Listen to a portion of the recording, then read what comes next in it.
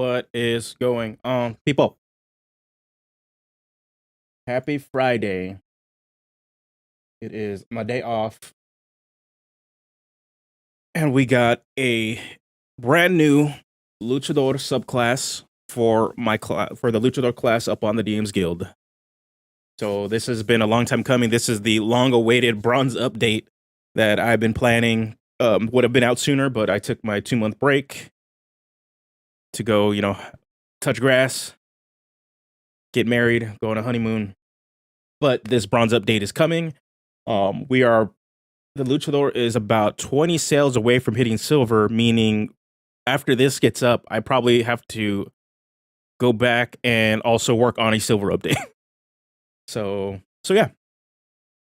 So we're already close to silver with this thing.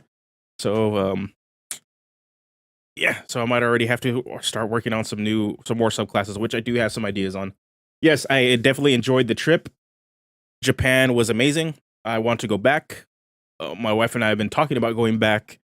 I think the realistic plan is to go back in 2 years, but maybe hopefully within the next year we can actually go back. All right, be honest with me, Josh. What gave you the idea for the Maskless Luchador subclass? So yeah, we'll just jump right into it. Let me get some music on. Maskless. The whole idea behind this. Okay, let me lower the music for a little bit for you guys. I know this can get a little loud. Okay, the whole idea behind the Maskless Luchador, the basic concept for this is I wanted to give the class its own Oathbreaker, Paladin, Death Cleric style subclass. So this is what happens when a Luchador goes bad. That's the whole thing. They become a heal, while in real life, luchadores can be maskless or masked. It's mainly just a style of wrestling in Mexico. Just iconically, it's the mask. For the thematics and the narrative and theme I'm going with for bringing this class to 5e was that going maskless means you're giving up a part of your identity. So part of it is also an avenue or a way to lose that mask, and also help players, if they don't like that subclass, give them a way to lose the mask and change the subclass.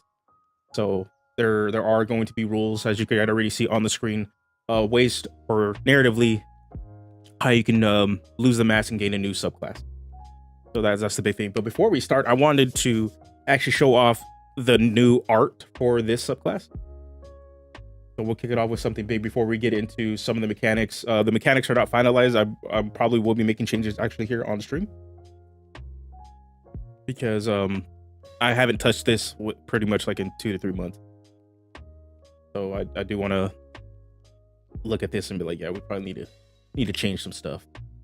Yeah, if we get to Electrum, hey man, like it'd be crazy. My first class actually doing well. So let's show off the art for this. The art is done by Mick Cortez. He's done all the art for the class so far. So it was only right that I went back to him and added more stuff. What's going on, Krieg? Yeah, I'm seeing a lot of folks. Random name. Phil, Fallen Phoenix, Lawrence, 343 Burning Legion. So this is the Maskless Luchador. I went with a bronze dragonborn for this one because I wanted to sell the idea that this was a good aligned sort of character that has gone evil, has gone bad. So they took off their mask and they have been corrupted with some dark power or some sort. So this is why you see the red energy coming out of the mouth and coming out from the eyes. Mick knocked this one out of the park, as always. Mick Cortez also did the cover for Benjamin Huffman's Thaumaturge class that you can also, I think you can just pick up on his website. I did a video on it. You can check it out also. It is an awesome, a very awesome third-party spellcaster that takes a different approach to spellcasting. It's probably one of my favorite approaches to it. Looks almost like King from Tekken. Yeah, this character, the whole overall design was inspired by Akuma from Street Fighter. I told Mick I want Akuma vibes for this guy, so even down to the color scheme we went with it. So yeah, I'm super happy how this came out. We will be updating the document soon. After today's stream, the plan is to just go over the grammar and editing and make sure all that's for the entire document is handled and checked, because I know there were some grammatical errors on the original release of the Luchador, and also certain words and certain language was still in the PDF that doesn't need to be there anymore. So yeah, this is the representative for this subclass, and I have some ideas for more subclasses. If we hit silver, I probably will add a couple more, and maybe also some sort of a document sheet for Luchador players to keep track of their signature moves and also their lucha die. Probably something I can add onto that.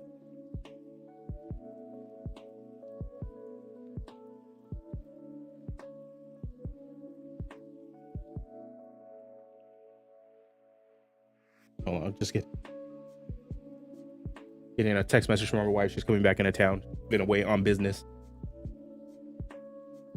I can't imagine hitting platinum. It'd be an honor.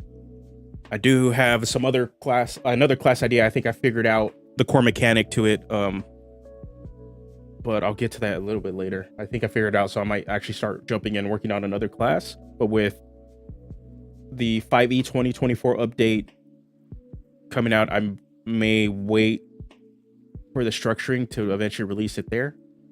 But also seeing how Tales of the Valiant shapes out too will depend on really what approach I take to it. All right, well, mechanically, what makes it different from the others? Okay, well, let's get into it. Let's move this guy. So we're gonna look at, before we get into like the actual class features or subclass features for this, let's look at the core thing of what this is supposed to do. This is supposed to facilitate the idea of losing a mask, losing your character's identity, to eventually either abandon it and gain a new one, or just completely abandon it and become something darker. So right here provided will be a few reasons why somebody would lose their mask or give up their mask. Right here we have 6, so you just have to roll it on the d6 table, or you can choose one. Pretty much as a player, work with your DM for this. That's the big incentive for that. So a lot of this is about doing dishonorable things that don't live up to the idea of the icon you're trying to become as a luchador.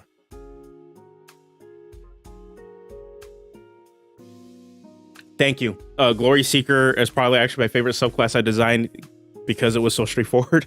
But also, when I put that one and figured it out, everything just clicked. I was like, okay, this is just like the luchador. So I'm so super happy that they're having fun with that one. It is the most wrestler of all the subclasses. So for reasons why you can actually lose your mask if you're going to apply the Maskless, one is you use underhanded tactics against the enemy to secure a win and were caught, tarnishing your once honorable reputation. Pretty much, you got cheating. You're pretty much, your name and your whole identity is now tarnished. So you look to abandon it, or it's gone so bad that your reputation's been so bad that you can no longer take up the mantle of that mask. The second one, you become a coward in a way. The third one is your legend is built on lies. It's been revealed that your matches have been fixed. You've been pretty much fighting bums. I took the inspiration from this from I think it's Rocky 3. I think that's the one. So I want to say it's when he fought the character Mr. T was playing, and they found out that Rocky's matches have been fixed ever since he became champion. I want to say it was Rocky 3.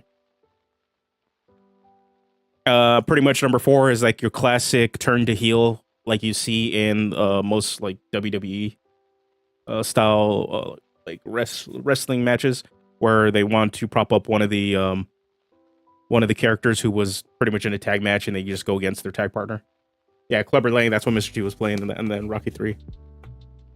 The fifth way to do it is you've been deemed by your elders to not be worthy due to your actions dishonoring the legacy. So this is mainly for players that are playing Luchador characters that are taking up a mantle. For example, in Tekken, King, the character King is a Luchador, but the King character isn't actually the same one that started out in Tekken 1. I believe there's been 3 different Kings throughout the series, and the King 1 died. King 2 is now Armored King, and King 3 is like the protege. And yeah, exactly. Number 4 reminds me of Eddie and Rey Mysterio. Yep, that's pretty much what it is. Like you're gonna have like you have a tag partner, and you pretty much just abandon them. And even then, like this doesn't even have to be like another luchador. This could be maybe another adventuring hero that you've come across, or at least you have a mini arc where your character kind of like turns the back on the party a little bit, stuff like that. Yeah, I want to say Armor King, the new one, is either the brother or the old friend. Yeah, something like that. King's lore in Tekken goes pretty deep.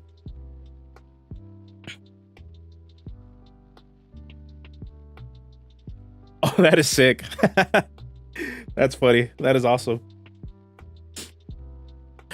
All right, and then the last way to potentially lose your mask, you lost in a publicized mask from in a mask for match against your rival.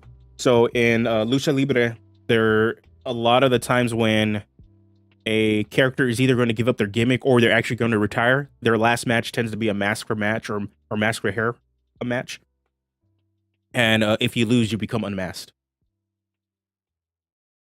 So that's where that last one is taking inspiration from. So a lot of these do require some DM setup to kind of work out how you're going to go maskless, or it can be something you can work into your character's origin. You can start off maskless. There's still the option to go that route. And also, yeah, there's pretty much, it does require a lot of communication with your DM to kind of get this involved if you want to play this sort of story out in a way. And as you adventure, especially if you want to transition into a different subclass, because maybe the subclass you originally picked just doesn't jive with the playstyle you imagined. So this is another avenue for players to switch subclasses in a way that it flows with the narrative. So there's that.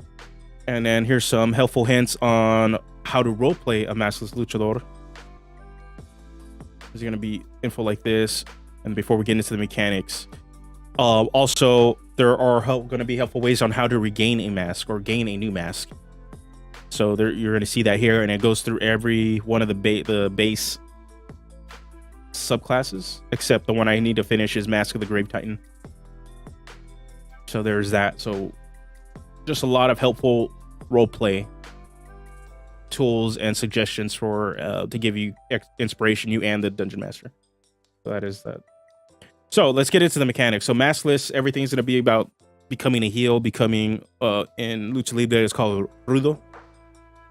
So this is rudo takes its name from the heel interpretation, or the heel word that they use in Lucha Libre, which is the polar opposite of, let's go here, técnico, which is the baby face, the good guy version of what a luchador is in Lucha Libre.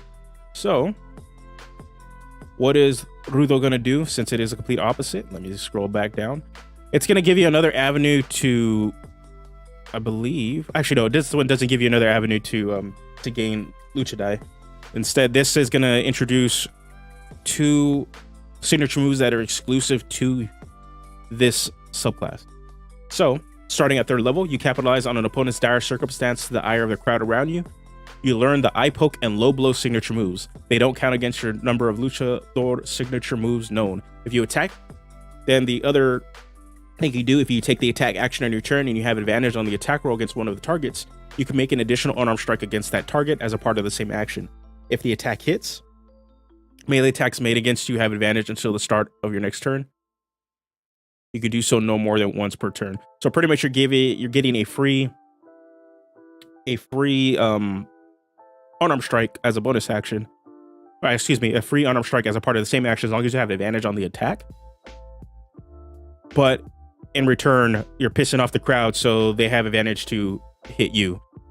pretty much the whole idea is to facilitate some sort of tanky role in the party with this. You're going to be drawing heat. You're going to be pissing off the crowd. That is what the fantasy I'm trying to do, is because you're going to be doing these less than savory signature moves that set up the ability to make an additional attack. Rick Flair's enter the chat. So, or we'll look at eye poke and low blow that play into this second part, because both of these give you advantage in a way. So when you do eye poke, oh yeah, we'll go do eye poke. We'll scroll up here. Eye poke. This one costs 3 Lucha die, exclusive to the Maskless subclass. When you attack a standing creature with an unarmed strike, you can expend 3 Lucha die. If the attack was successful, add the Lucha dice to the attack's damage roll, and the creature is blinded until the start of your next turn. When the creature is blinded, you have advantage on attacks against them, because they can't see you. So again, plays into the second part where you can hit them one extra time, which will build more Lucha die, but at the expense of pissing off the crowd, and everybody has advantage against you. And then we have low blow, which when you attack a standing creature with an unarmed strike, you can expend 3 Lucha die. If the attack was successful, and add the Lucha die to the attack's damage roll, and the creature's movement is reduced to 0, and the next attack made, this creature has advantage until the start of your next turn. So again, hitting them below the belt will give you advantage on the attack. Again, letting you add an extra unarmed strike to your attack rotation, which further builds more Lucha die. So yeah, so the role this subclass is going to be taking is a little bit more of a tanky role. Hold on, I don't know what's up with this music. This does not feel like lo-fi. It is. I'll just change to some chiptune. We'll go there. Okay. Next up is gaining heat. This is your other 3rd level feature. This is another way to facilitate and gather Lucha die. I wanted to play into the idea that you're pissing off the crowd. You're trying to work the crowd to make them hate you more. So that's what gain heat is. The boost from the crowd feel your martial prowess. You gain a Lucha die when a hostile creature hits you with a melee attack that has advantage. So again, this plays into the Rudo second feature right there.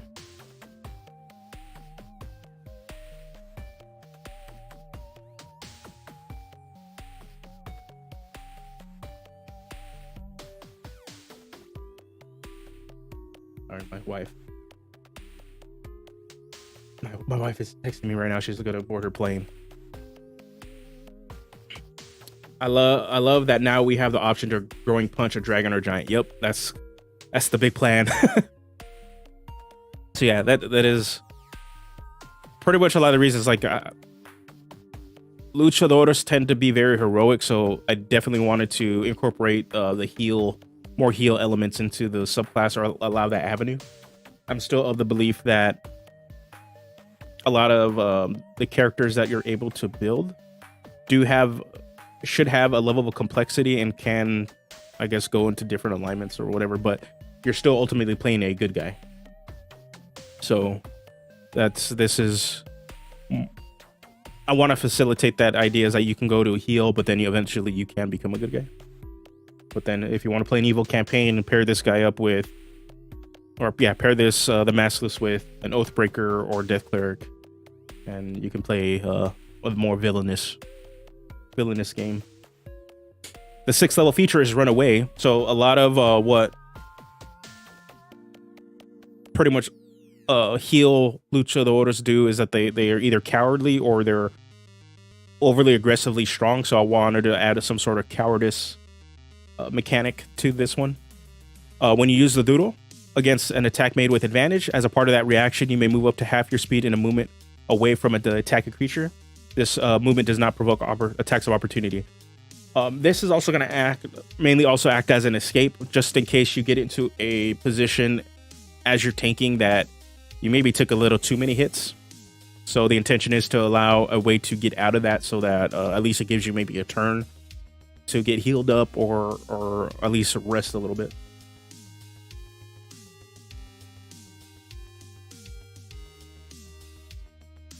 With Lucha Libre's second bullet, Is it intentional to have it not grant a bonus action attack by maintaining a grapple? Let's see. Oh, let me roll back up.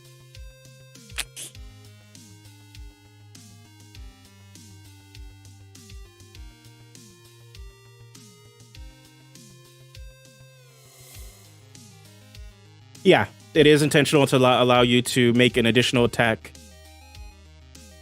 if you're maintaining a grapple. Kind of part of the combat loop is either to maintain a grapple and use signature moves to do it that way, or to either do a sort of combo set of your grapple, you punch, signature move that either like is a finisher, and then you kind of just continue that loop again. So it's another way to kind of slow the way Luchador is generated a bit too. It's kind of built in that way to do that.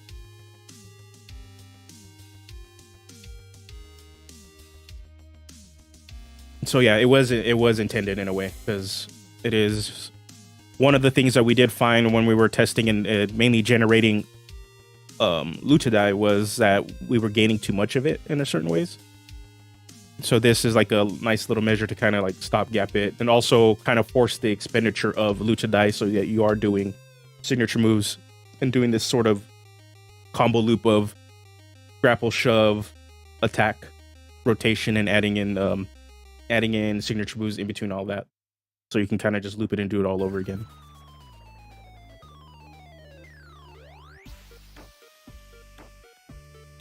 Let's go back to this one. All right, next we got foul play. You have advantage on attack rolls against another creature if an ally is within 5 feet of the target creature, but no other hostile creatures are within 5 feet of you.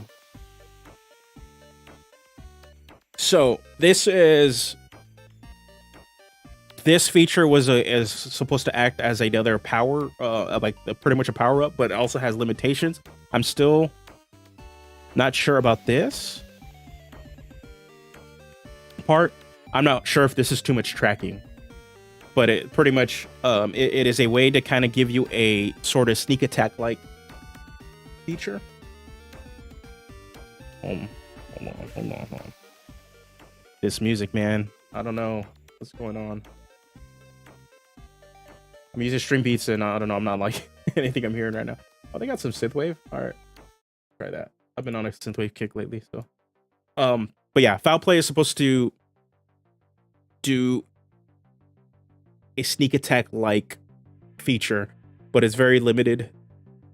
This is supposed to play into the idea you're trying to kind of one up and take advantage, like you're sneak attacking a low blow, they don't see you coming sort of thing. I'm still not sure about this last bit, or we also need the hostile creature to not be within 5 feet of another hostile creature.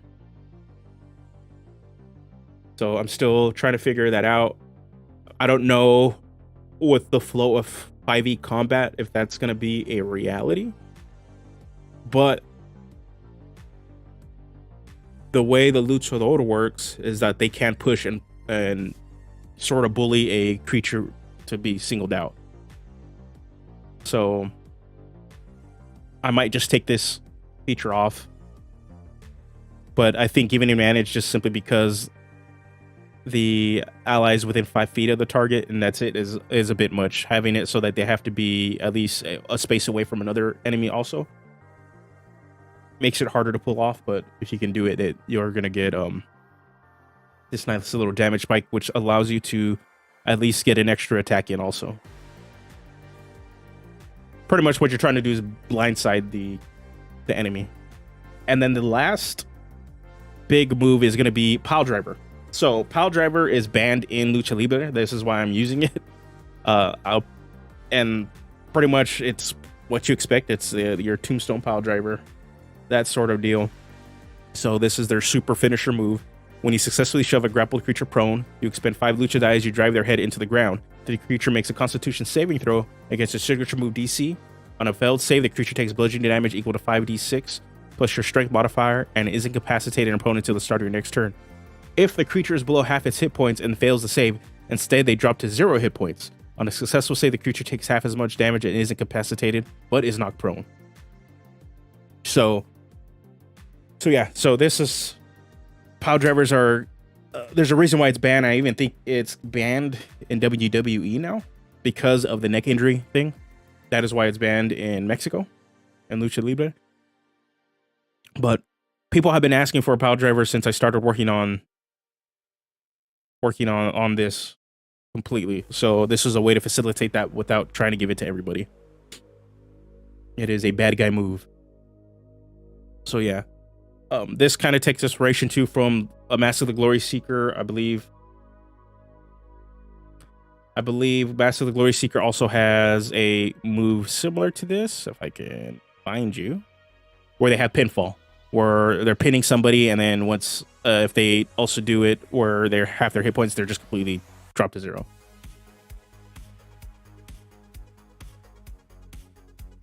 Yeah, true fact, The Undertaker was the only WWE star allowed to do a pile driver because he lands on his knees and he's tall enough to where it's actually safe. Yeah.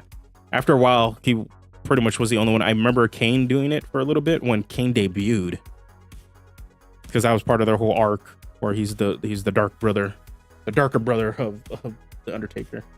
But and then after a while, Kane just stopped and he was just choke slamming everybody. That's pretty much was just like this thing. 6'10".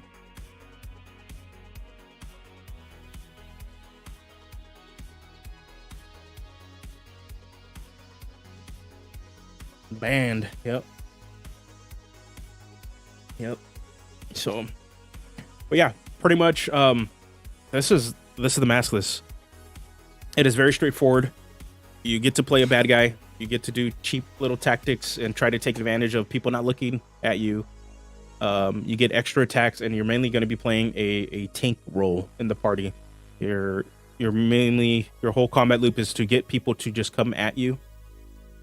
So it's a little different from other luchadors where they kind of do want to single out a creature. This is why foul play, I'm not sure if it plays into that play style. So this is the only one I'm unsure about, simply because Gain Heat and Rudo mainly want people to come. You're pissing people off to come at you.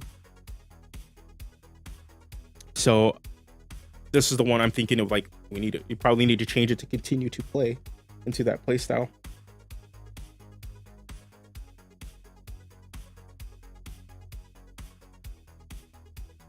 So, all right, have a good one. Good luck on your finals, Fallen. Good luck, man. Happy studying. I know it could be a bit.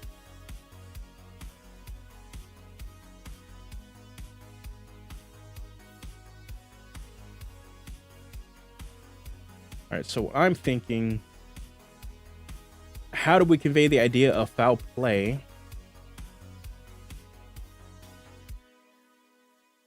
Because I like the flavor of this. Is like you have a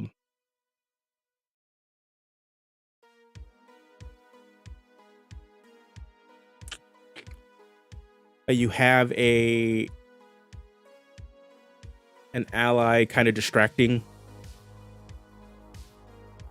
an enemy, but the enemy singled out. That's pretty much what it is. And I know this does not play well with the core combat loop that is in the first part of this subclass. Spit in the eyes, I see that more as like another signature move.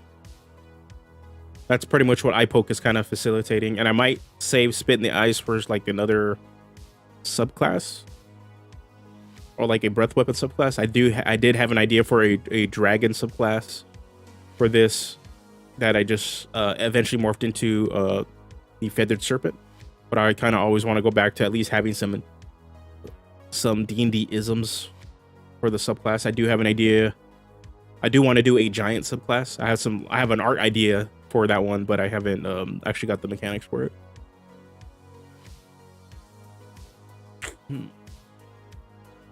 So what facilitates foul play? Hold on, we're gonna go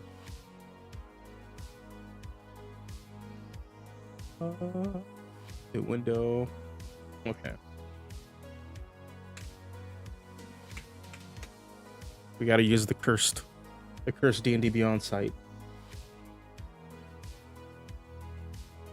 So what I'm looking for with like a foul play is another way at 11th level. This is a kind of play style bump, also damage boost to the subclass. And right now the reason why I like the flavor behind what I put on here, I know it works against the general play style of Rudo and gain heat. So let me go to, we're gonna go to look at Rogue. I do want to look at Paladin and then Cleric and maybe even Ranger. Like Gloomstalker. Sort of see how these like darker subclasses like Phantom. We have Assassin. What else do we got? Yeah, we'll just look at those two for this. Give me a sec. We'll look at Oathbreaker. We're also gonna look at the Conquest. Yeah, we'll look at some of these. Definitely gonna look at Death Cleric. Okay, cool. Let me pull these all up on the screen. Let's move these all over here. Boom, boom. You guys can see. Hopefully it doesn't jank out. Okay, it is gonna jank out. Maybe they get pack tactics if the enemy's isolated. Maybe.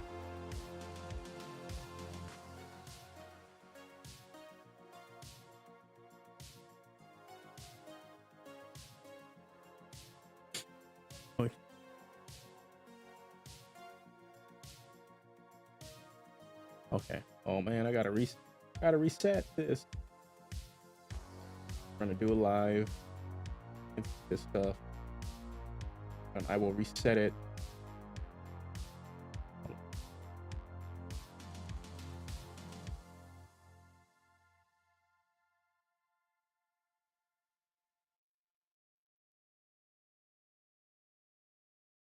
It'll be all messed up. On another note, no, how is everybody feeling about the latest UA? I finally got to actually sit down and read it last night. Or actually, I finally got to sit down and read it while I was at work yesterday. I finished all my stuff ahead of time, and some of the suggestions are pretty interesting. I actually kind of dig the direction I dig the flavor they're adding for the wizard, but I do think it needs to be balanced a bit more. It actually makes the wizard feel like they are studying stuff. They're trying to generate and create their own spells. But it's also kind of weird that a lot of class features are just spells now.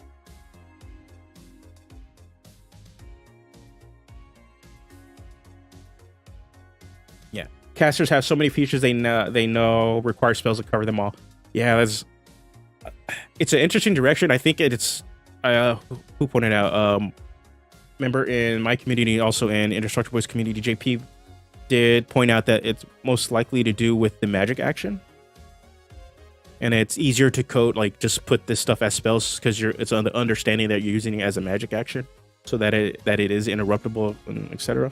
Which understandable. Also, it's probably also for the VTT. It's easier to kind of just code this stuff into like under a single thing, which understand it's fine. Narratively, it's a little weird that you need to have magic to write down magic. But the other aspects of modifying the spell and pretty much getting the identity of creating your own spell, that was actually pretty sick, and I can understand needing magic for that kind of stuff. But just to write down spells in your book, it's a little weird. Fighters I thought were pretty damn cool. I'm liking the weapon system. Their weapon mastery system, I think it is very straightforward for what it's wanting to do. I think it could go a little bit deeper, but that is pretty much not how 5e operates at all. It is a lot of very straightforward, easy access sort of stuff, so I can understand why they're not going that route. But for those that are wanting like a deeper system, they're not going to get it out of that mastery system. Still, it's a cool idea. Yeah, I like to see removing saving throws from weapon masteries, but likely not going to happen. Yeah, I can see that too. Just removing the saving throws, they just happen because you're a fighter. You're a martial character.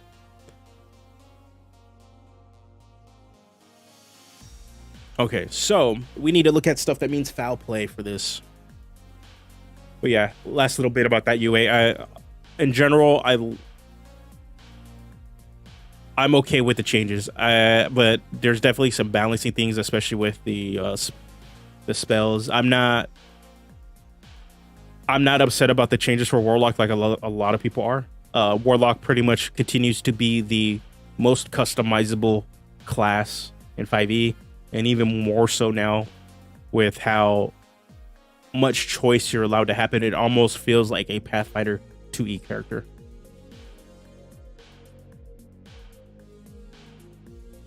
Like it is a soft Pathfinder 2e character now. So you have a lot of choice, and it's interesting that one class with the way they're presenting the design offers so much option choice. So I think people that like to build characters, just in general, just like to build stuff, are going to constantly just look at the Warlock now, because it's like, oh, I get to choose XYZ, I get to choose at every level, which is a departure from a lot of the other classes that are there now. That there is some level of choice, like they introduced for the cleric, that the 3 options, and then eventually you get to pick a second option later. But then other, like fighter, the only options you're really picking are fighting style and then weapon masteries that you can just change every long rest anyway. So other than that, there's really no choice.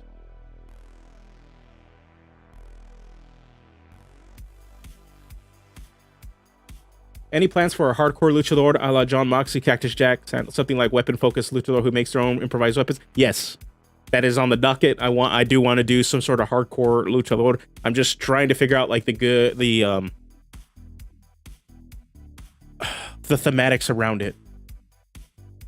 I do want to like do a cool motif around it, because like all the other subclasses are based around a creature, some sort of element, some sort of a heroic identity.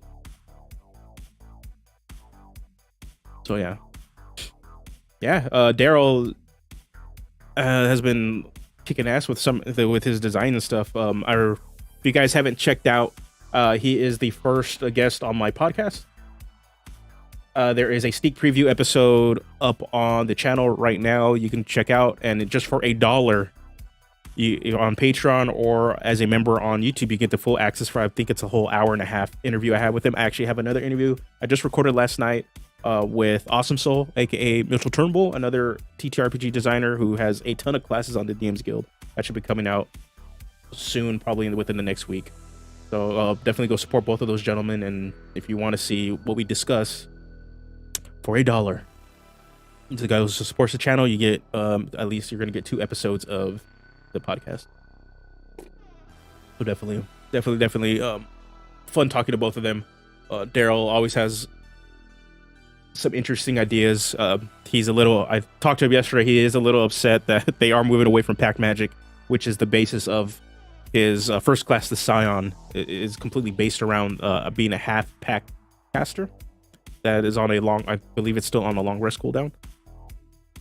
So I just kind of told him, just keep it that way. That is now distinctly unique to your character. So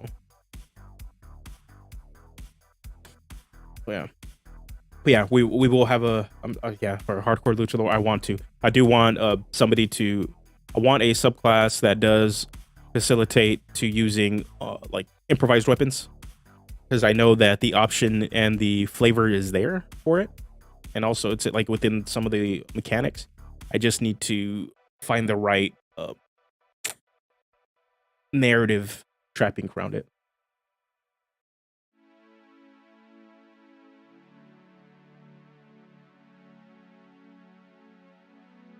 I get why pack magic is going away, but I do wish they just rebalance it to not be an issue. Yeah, I think part of it too, and I think as a TTRPG community, when we're looking at this and we're so ingrained into every aspect of it, that I think we also lose sight a bit on what this game 5e is meant to be sold to right now, and that they want easier access points to get into the system. So having a different spellcasting system for one class is harder to grasp, especially when it functions completely different from the other spellcasters in the game. Pack magic, when I started playing, I didn't touch Warlock because I didn't understand how the casting worked. I was like, I'll just stick with Wizard. And it was easier to be like, okay, I can play Wizard, I can play Sorcerer, I can play Cleric and Druid, because it's like, oh, they all have this sort of same spellcasting. So I can understand why they're just like, yeah, we're just going to get rid of pack casting now and just stick it with this for new people that are coming in. Hardcore Luchador is just begging for custom magic items like an adamantine folding chair. Oh, heck yeah, we're going to do like a barbed wire bat. We will do 4x4. Yeah, there's going to be stuff like that. Like, that might be the whole thing. We'll see what the next update is. If we hit silver, it might be the hardcore update, which is going to have a ton. Like, I will probably want to do magic items for the Luchador. I agree the Warlock is the hardest class to learn solely because it doesn't function like anyone else. Yeah, it didn't. The funny part is Warlock is I think was one of the ones the hardest to grasp, but it's probably the most straightforward class to play for a spellcaster, because you didn't like Eldritch Blast, Hex. Like Hex, Eldritch Blast, okay, you have maybe one other spell slot to use to your next short rest. Go! Like, it's very straightforward. You just have a lot of customization within the core class to actually like change how certain parts function, but in its combat loop, it was just straightforward. Hoping Monk gets recalibrated to long rest, mana pool, and moving Stunning Strike to proficiency bonus per long rest. Ooh. I'm very interesting to see what they do with Monk.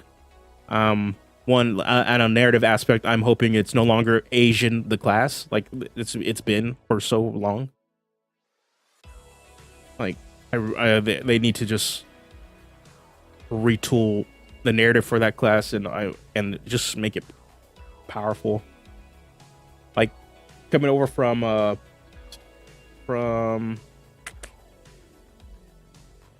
what's it called? From playing Pathfinder 2E lately. The Monk looks so much cooler over there. Different belts. Hey, thanks, Phil. Thank you for stopping by, man. You have a good one. All right, so let's jump into some Luchador stuff. Let's jump back into some of this. So we need to really figure out this. We need to figure out foul play, redo this idea so that it fits into the core combat loop of this sort of like tanky character. To the point, I'm even okay with maybe even just changing it completely. So pretty much as soon as we figure this out, this subclass is done. I knew that was like my biggest thing, was like this one feature is a sticking point for me just because it doesn't play into the core loop. I want people to hit you. I want people to I want people to hit you. You're just pissing them off. So but this also needs to be like some sort of like a playstyle upgrade.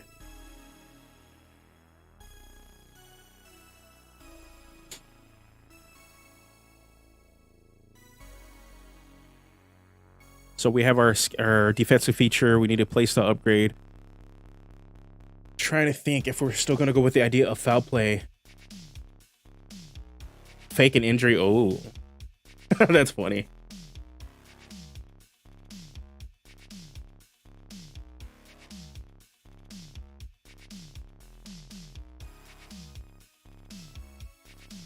Oh god, that's funny. Trying to think how you would do that and how you would be able to take advantage of that sort of thing. Oh, that's got me thinking. That is funny. That is funny. Oh shoot.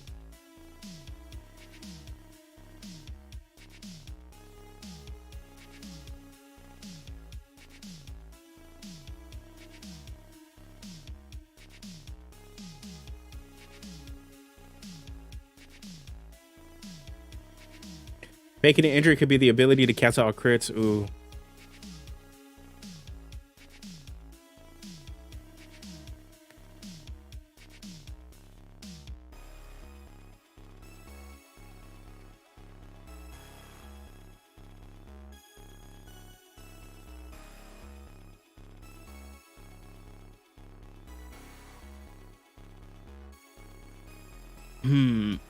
I could see the faking the injury, like if it's to cancel out damage.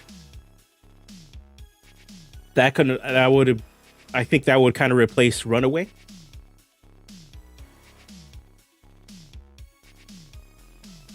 But I actually like Runaway a little bit more because this does being able to get out of a pack of enemies to kind of reset yourself to also come back and maybe like clothesline or something like that. I think it's adds a lot more play than just straight out like blanking out a crit. Even though a crit would hurt, getting hit by a crit would be rough, just because of how much advantage the enemy is going to have against you. I think I already do I have something called no sell? I think, hold on. I don't know if one of the characters already has no sell. Yeah, I already have no sell for the Glory Seeker. Like, I know that was one of the ones we had. Okay, you guys can't see it because I have to read. Do this one every time.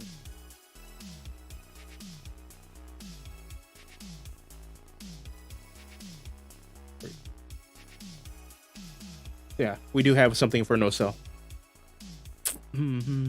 Okay, so what I'm gonna do this. We're gonna open up D&D Beyond. We're gonna just look at other like bad guy options or like close to start character options.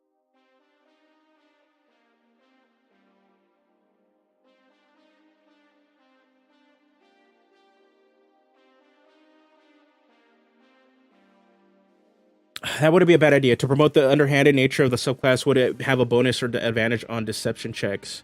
I believe. Okay, let me pull this up. I did want to do that, but I think as I was getting feedback and when we're like discussing stuff, like Taryn and I were going over certain features, I did sort of really move away from like always having a guaranteed roleplay feature. And I think part of it too is like with gaining heat, it was hard to justify adding in another like a feature on top of this, especially since you are getting like 2 extra signature moves and then you have this whole combat loop. It was really, really hard to just add in deception as a way to sell underhandedness. It's not like you cannot take deception as a class feature either. Like let me see, where's it at? Where are you at for your skills? So yeah, you can still take it as part of your skills. So, but yeah, I don't have anything now just because so far with this subclass, it's hard to actually budget that in. And it's because Rudo does eat up a lot of it just because you are getting like 2 moves. Yeah. Got me thinking.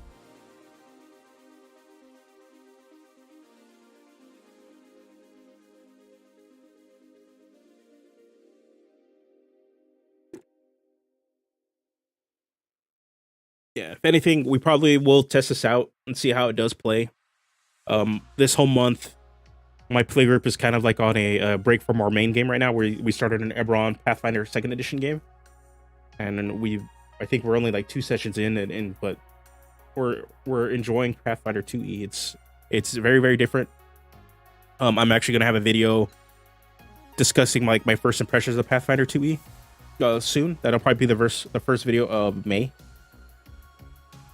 I have sort of the script outline. I just need to flesh it out a lot more.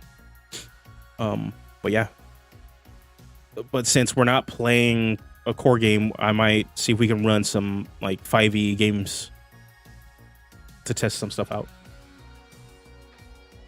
So yeah. So interesting. Yeah, I'm one thing we'll test out though is if not having a roleplay element to this subclass, if it hurts it and it feels like it's not as active. So definitely I will keep that in mind with at least somehow boosting deception in some way. So foul play. So this is another way to feel underhanded.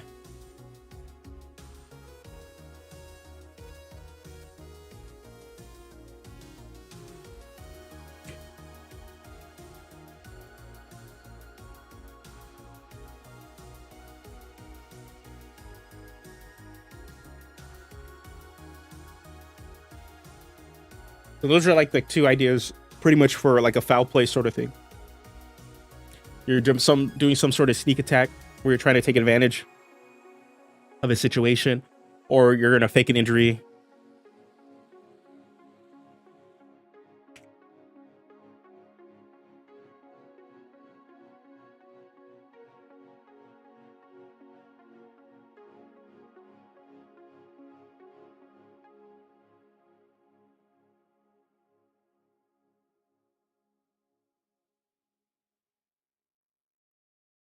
Yeah. That's pretty much the ideas right there. You take advantage from when they take their fake an injury to take advantage from when they let their guard down, or some sort of like sneak attack like mechanic to kind of just not sneak attack mechanic, but like a literal sneak attack where you're taking advantage of the characters not paying attention to you.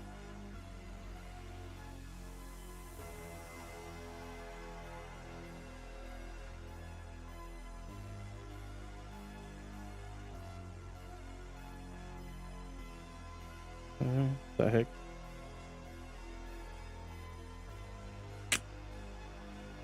Okay. So let's look at Ranger, kind of their features, and see if there's like any like sneakiness. Like there's Dread Ambusher. At their level, you master the art of ambush. You can give yourself a bonus to your initiative rolls equal to your wisdom modifier. At the start of your turn for each combat, your walking speed increases by 10 feet. If you take the attack action on the turn, you can make an additional weapon attack as part of that action. That attack hits the target, takes an extra d8 damage or weapon die. Stalker's Flurry. Shadowy Dodge. Okay. At level you learn to attack with an unexpected speed. Speed that you can turn a miss into another strike once on each of your turns. When you miss with a weapon attack, you can make another weapon attack as a part of the same action. Not really what we're kind of going with. Starting at 15 level, you can dodge in unforeseen ways with supernatural shadow around you. Whenever a creature makes an attack roll against you and doesn't have advantage on the roll, you can use your reaction to impose disadvantage on it.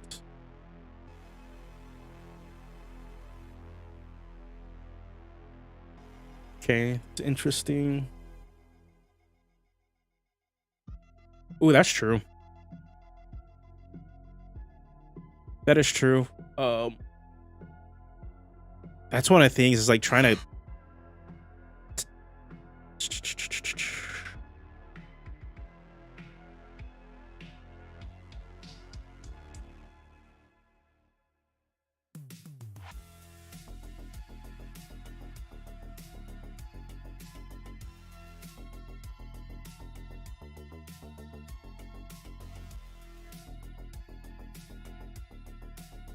yeah, that is one thing. Maybe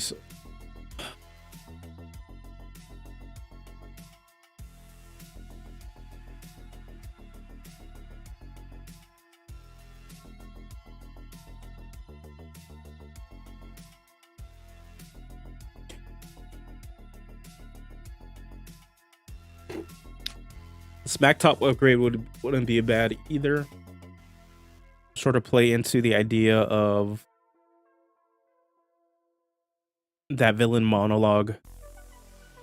You're working their crowd, pissing them off more. Smack Talk at 3rd level. As a bonus action on your turn, you can launch a verbal assault on a creature within 30 feet of you that can see and hear you. The creature must succeed on a wisdom save throw against your signature move save DC or be goaded to attack you. Until the start of your next turn, it has disadvantage on attack rolls against creatures other than you. This taunt ends early if the compelled creature cannot see you, or if either you or the compelled creature die.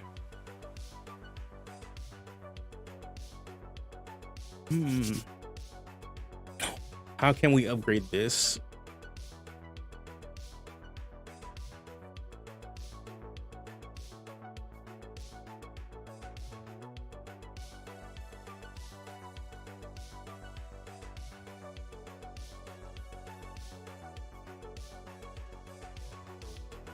Only other way I could see this is like a short range,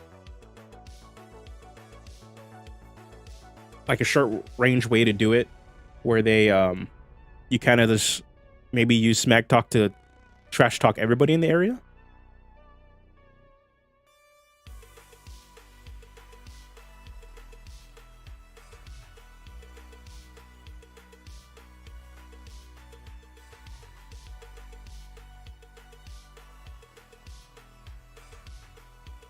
So like modifying how many creatures you can target. So instead of only targeting a single creature, maybe creatures within a 5 to 10 foot radius of you are infected, like are inflicted with Smack Talk.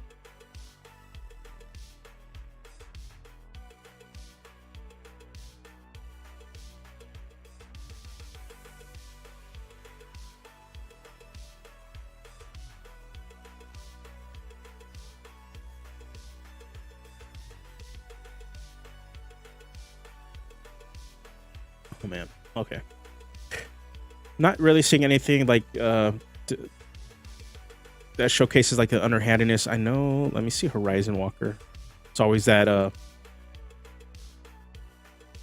that option.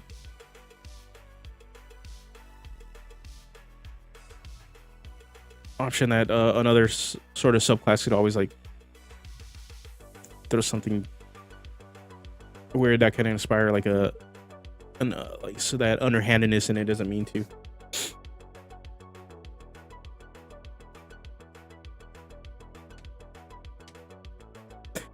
See, spectral defense isn't that bad of an idea either.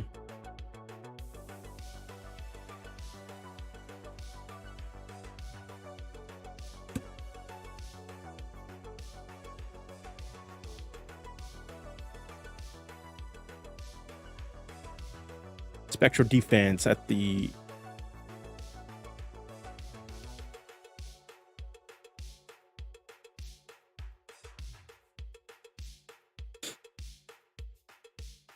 trying to think,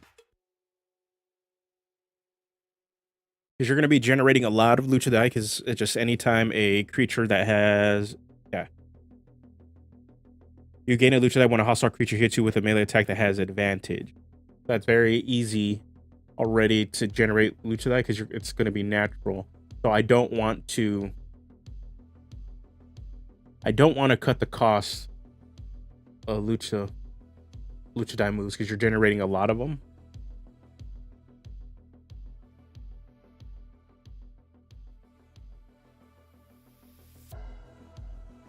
But let me sort of just see what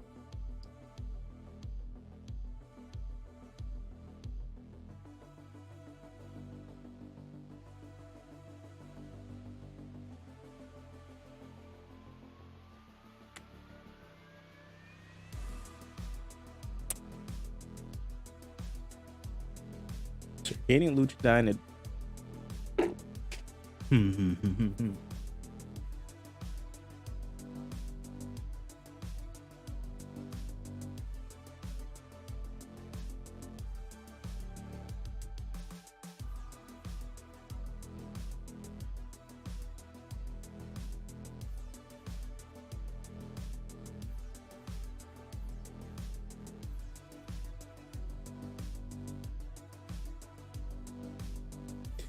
Maybe you can use the smack talk on charisma modifier, number of creatures once per short rest. Alternative, you could spend a lucha die to instead inflict the frightened addition. Ooh.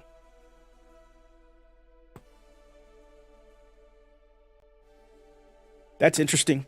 The thing is, putting the frightened condition on the character actually works against the playstyle because you want them to have advantage to hit you.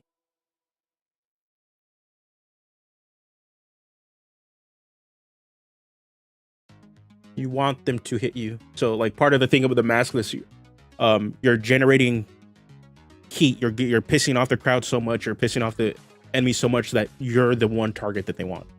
They start ignoring everybody around you because it's more advantageous for them to hit you.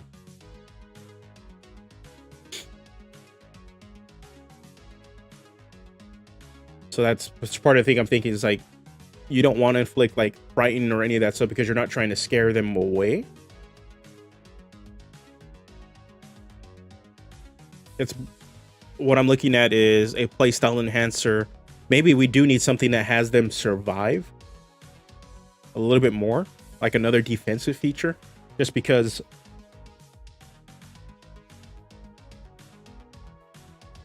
this right here, if you take the attack action on your turn and have advantage on the attack roll against one of the targets, you can make an additional unarmed strike against that target as part of the same action. So you're getting a free hit in anyway, generating more lucha die because you're making an unarmed strike. And then all melee attacks against you have advantage until the start of your next turn. So and then since melee attacks are going to have advantage against you, you're going to be generating more lucha die. So I'm wondering,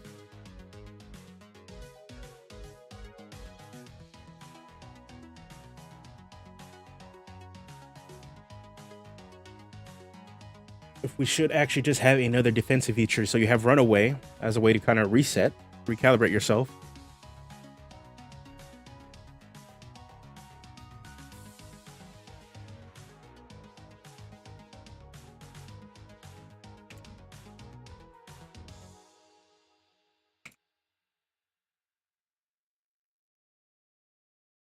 Yeah, that's what I'm thinking too. We might need to do a little bit more damage mitigation.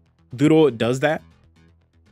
So Doodle is another way that it does that because you roll a lucha die as a reaction to mitigate damage, and then the added rider is to move away without provoking opportunity attacks. So kind of to again reset yourself before you kind of jump back into combat. So I'm thinking maybe some sort of another defensive sort of tanky feature is probably what we're actually needing.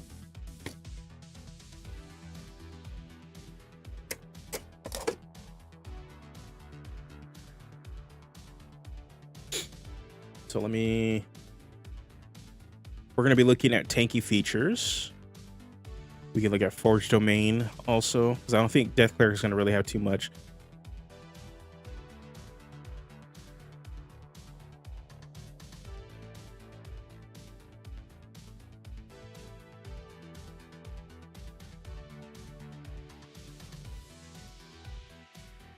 What other features they have later?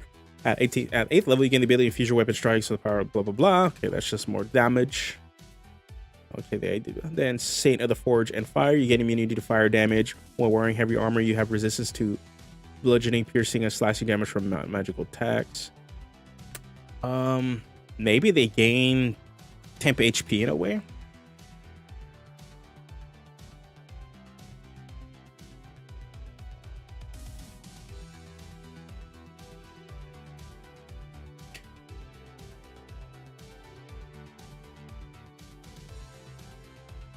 So here's an idea right now.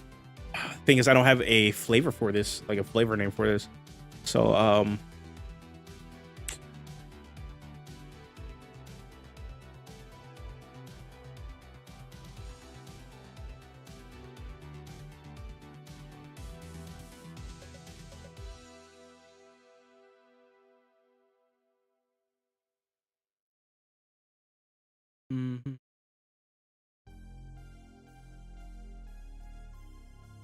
trying to think how we can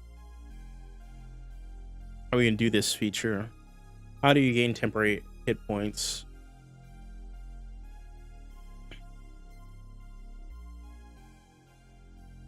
No, that's not gonna be it. Dang, I had it in my head, and then it completely the trigger of like what causes temporary hit points immediately. I had it, and then the thought fleeted.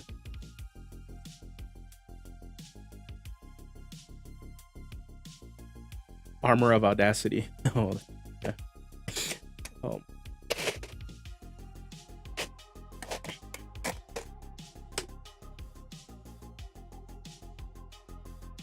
So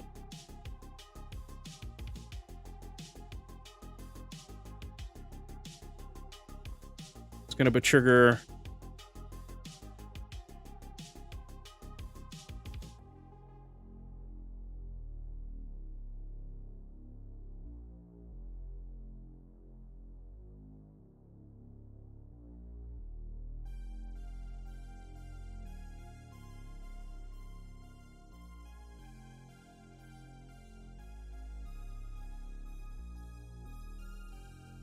Something like that. When this thing occurs, you gain temporary hit points equal to the number of lucha die you currently have.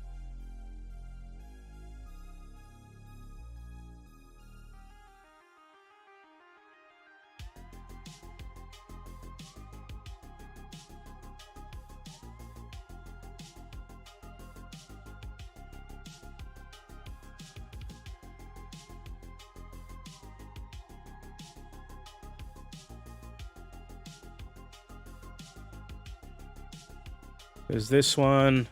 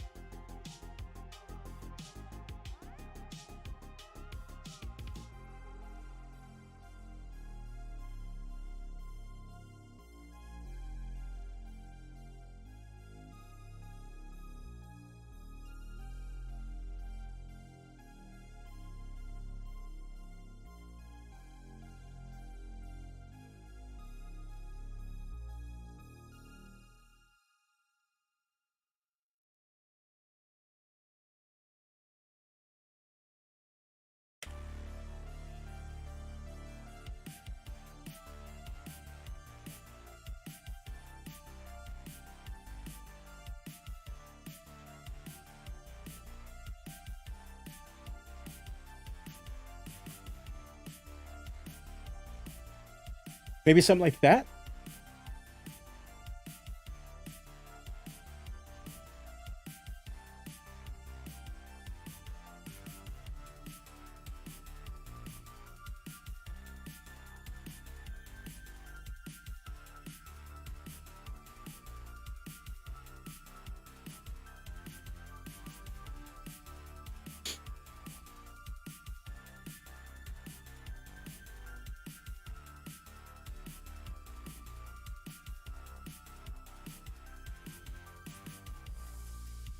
The heck, why is it?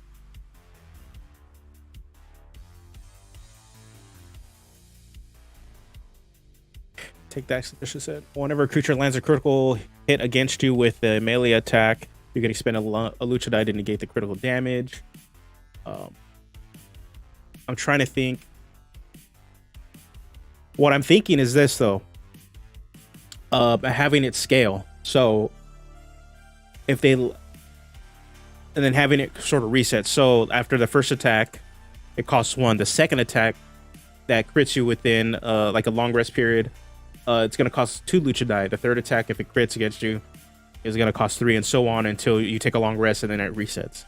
I'm thinking maybe something like that, so you're just like, it does build up that you have to spend more to negate crits. So if you're having a rough night,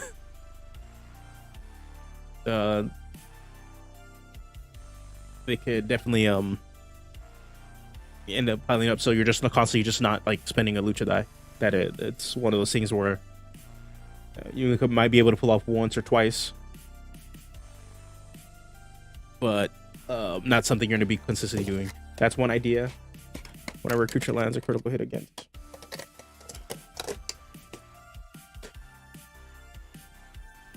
I've just got to find... I know the language is in the Barbarian, so let's look at that really quick. It's because their class feature. What's going on, Daryl? It is, where is it at? Not Relentless Rage. It is whenever they die. All right, they.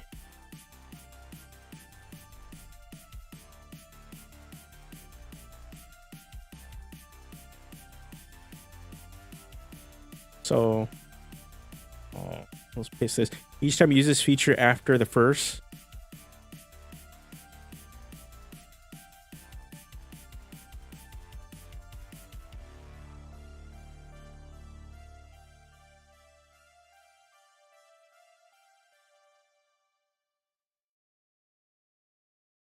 The Luchador resets to 1. So something like that.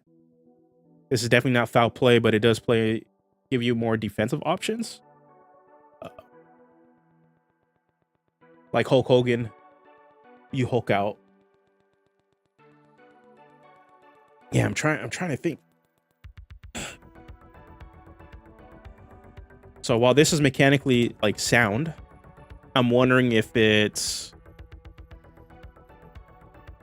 Hold on. If it's flavorful though. You know what I mean?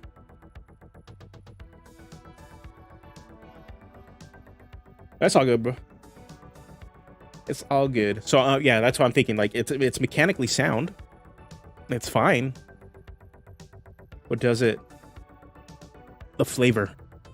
You know what I mean? Does it feel like I'm a bad guy? Well, something like foul play. You have advantage on attack rolls against another creature if an ally is within 5 feet of you. Was within 5 feet of the target, but no other hostile creatures are within 5 feet of you. That for me, like, okay, this is a lot more flavorful, but again, doesn't play into the play style of this. So I'm thinking, I'm probably gonna use this with another feature later. It needs to go full ECW, or so you want it to go hardcore? I'm gonna have another subclass for that though. I want a subclass dedicated to hardcore, so that like it is all focused on improvised weapons and just like using the terrain.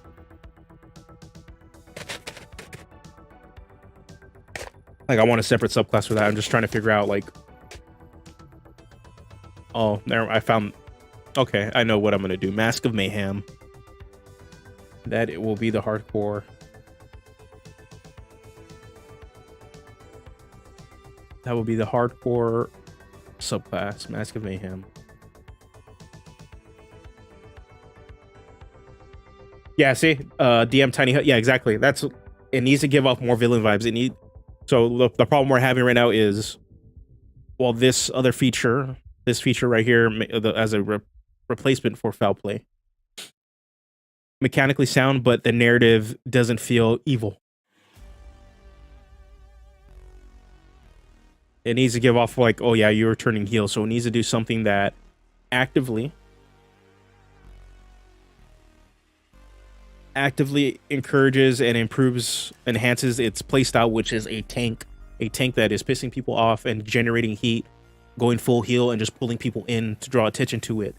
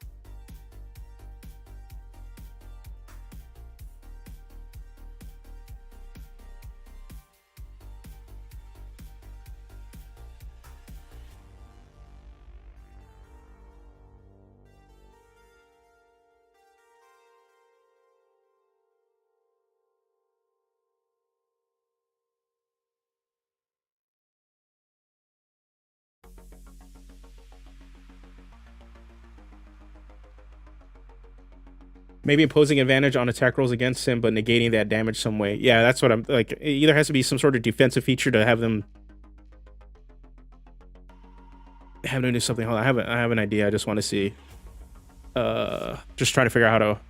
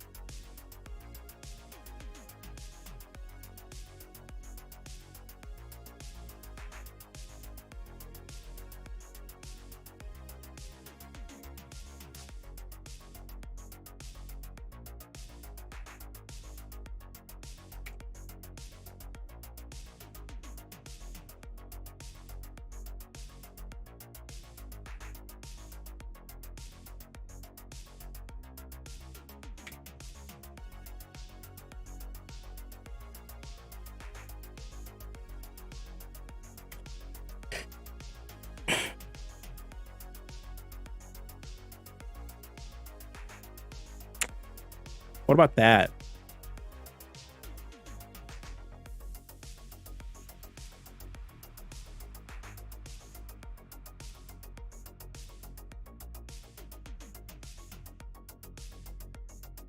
There's also this option.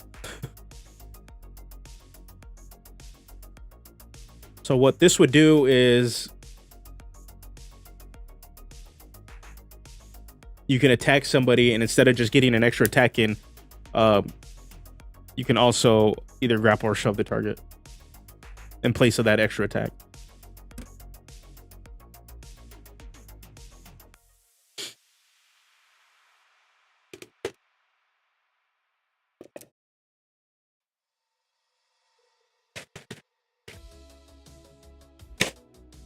There's that option.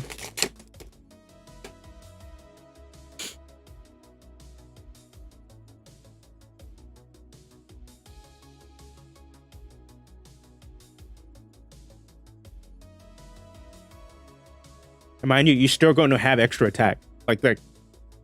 So, and that's part of the thing. You're already taking the attack action. It's just pretty much at this level, you have another extra attack. Like pretty much you have extra attack already. But this pretty much kind of like the reason I call it rule break, you're kind of breaking the rules and you're going to get an extra grapple or shove in your rotation. So you take an attack action at 11th level. You already have extra attack, so you can take the attack action, forgo the extra unarmed strike you would get, and instead grapple or shove the creature, which effectively gives you an attack, a grapple or shove, another attack from extra attack, and then your bonus action to make an unarmed strike if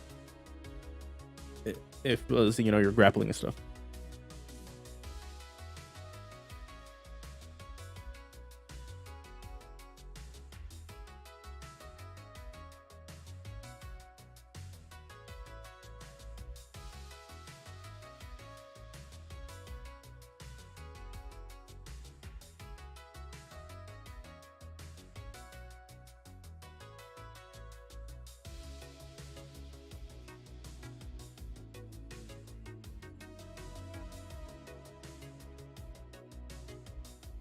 So you're just constantly generating Luchador.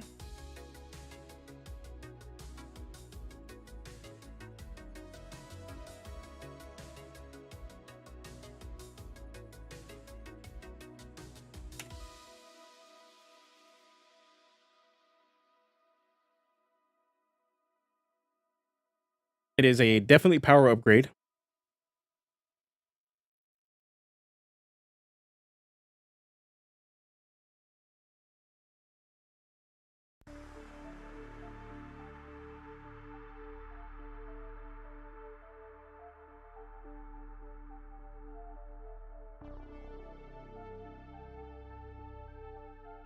Let's see.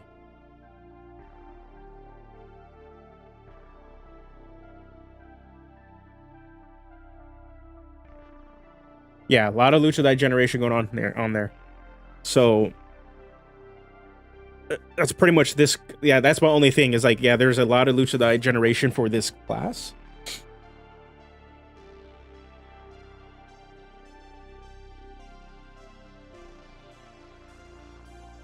So I'm thinking maybe changing 6th level feature for the defensive feature to force you to spend more of it to stay active. So while Runaway is cool, I think we should have another way to build in to spend, like, since this is the defensive feature. I'm wonder if we can sneak in another 3rd level feature, because it seems like we do want to.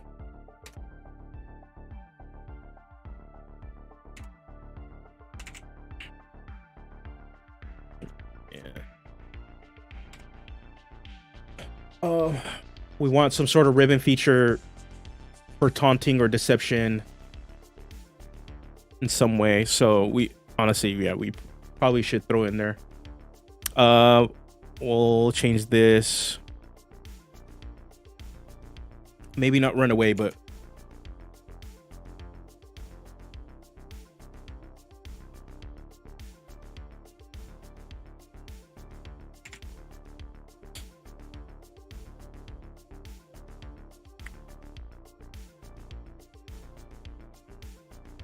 whenever you use Doodle against an attack made with advantage as a part of that reaction. Hey, what's going on, Broken Tommy? Thank you for jumping in. Thank you. Okay, I'm gonna fix my screen here because I don't have it a little off center. I don't think looking at the D&D Beyond channel or the website is gonna be helpful. So let me fix this.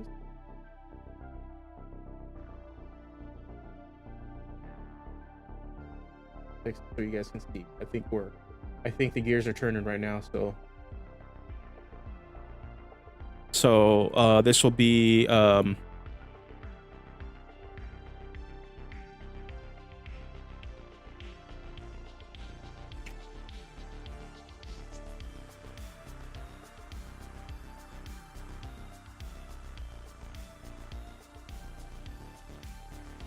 buff deception and intimidation, or we'll probably do something that's going to buff deception and intimidation.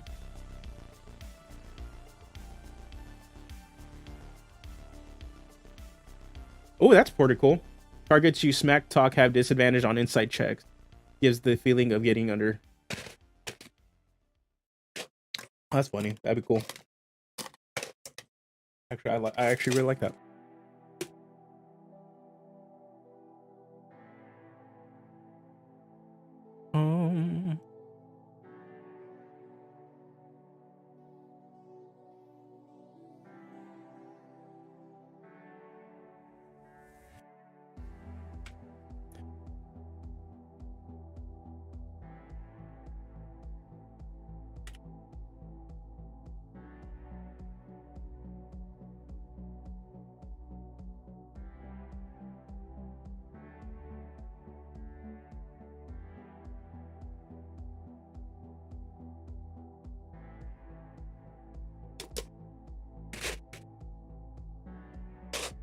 So that I'm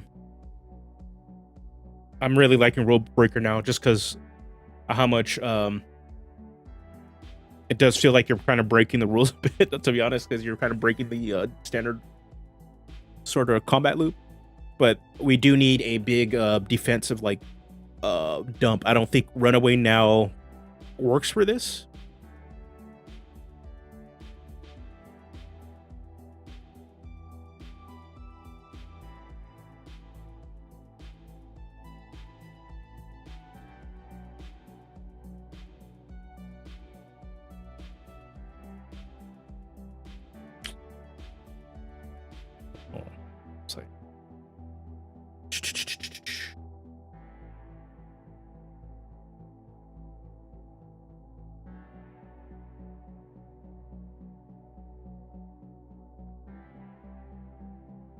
And condition. Let's see.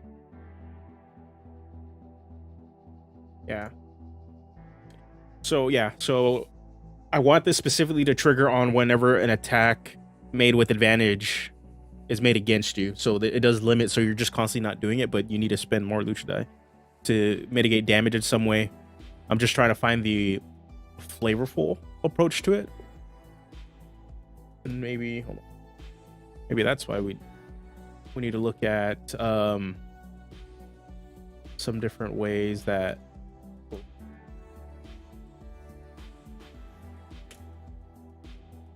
Lucha Libre heal.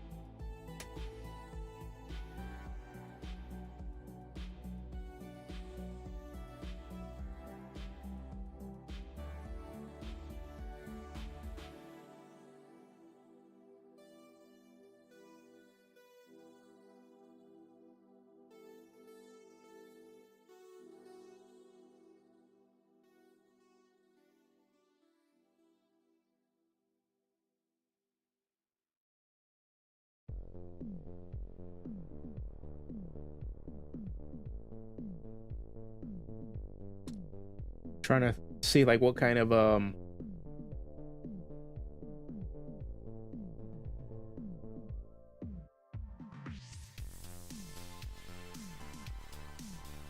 might need to look at some sort of defensive feature for this. One thing I want to look at, maybe I have to pull up D&D Beyond to be honest, but I'll just put off in an off window. Defensive feature for I'm gonna look at barbarian and fighter really quick, but also the Goliath, and then shifters I believe also have some defensive features. Shifter I think one of the shifter sub races has shifting to Beast Hide. You gain D6 additional temporary hit points while shifted. You have a +1 to your armor class. Okay.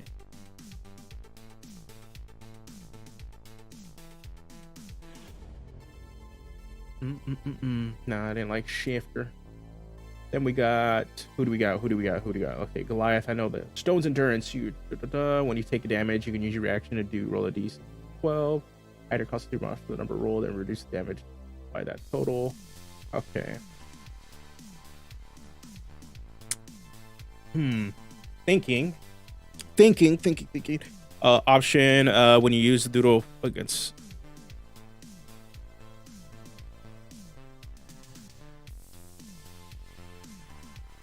What about a move that allows you to gain an additional buff for every ally engaged in melee within 10 feet of you, kind of playing off the Luchador's team dynamic? That would be good, but not for this subclass. But that is something I do have planned for a more team dynamic based Luchador. Pretty much for a tag team inspired subclass. I do have one idea for that. That's why I'm trying to decide on the next as long as we hit silver, I'll do another update that I want to add in maybe like 2 or 3 more subclasses. And I think everybody wants a no holds barred ECW hardcore one, and then I do want to do a tag team inspired one. So I would see like that fitting more with the tag team idea of like a very team oriented subclass. But also can see that working. I'm trying to see how much that tag team one is going to be oriented to just benefiting from working with allies, but also be able to facilitate being able to pull off its stunts on its own too. Because the idea is to kind of have like a you make a duplicate of yourself, similar to how the Echo Knight for a fighter does. But it's not going to be abusive where you're actually teleporting and stuff like that. It's another way to kind of trigger those team advantages, especially if you're in a situation where your other allies are not within that area with you, you can still do it yourself. So your abilities don't feel like they're turned off. That's one of the other things that I worry about, especially like team-oriented mechanics, is like if your allies are not within range or something, that you're just not going to be able to do your cool stuff.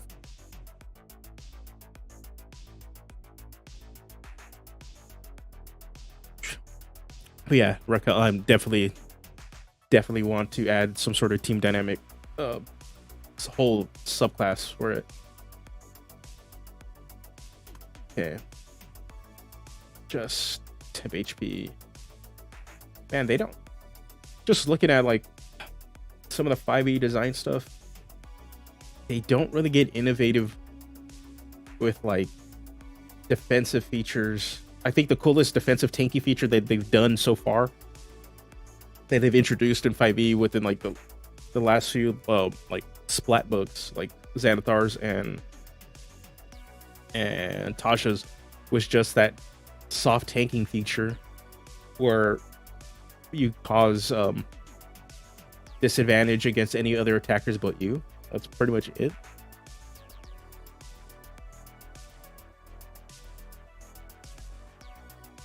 But they really don't have like these defender like features, even with the latest UA. Like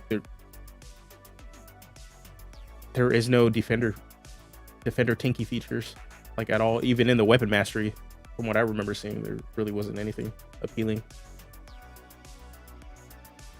So let's see, Samurai, Rune Knight always has a ton of options.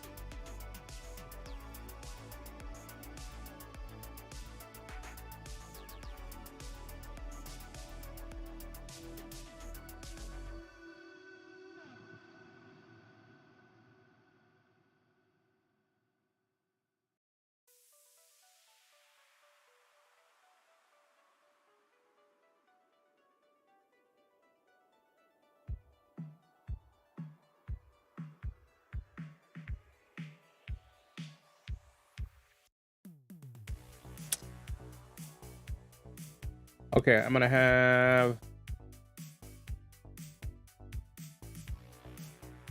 Okay, so there's gonna be two versions of this. Okay, we're gonna get rid of this one. I don't have a name for this, but this is. Oh man, I want to do like a good name for it first.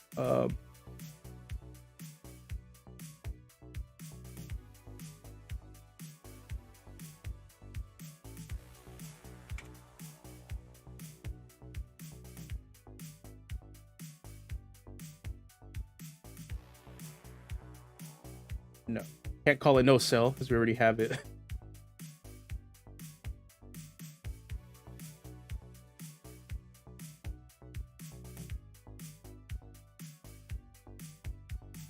But okay, we're just gonna, let me type out the general idea. If you guys have something that fits with the name, let me know. I'm thinking.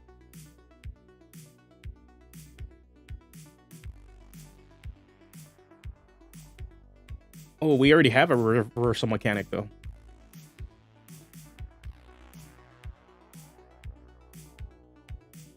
So we have reversal that comes at that 5th level. Whenever you win a contest or succeed on an ability check or saving throw against being grappled or shoved, for a creature, you can use your reaction to try to grapple or shove it instead. So we have these reversal mechanics kind of built in already.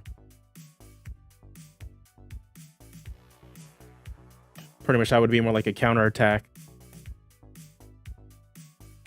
What I'm thinking is that if we're generating a lot of Luchador, we need to spend it.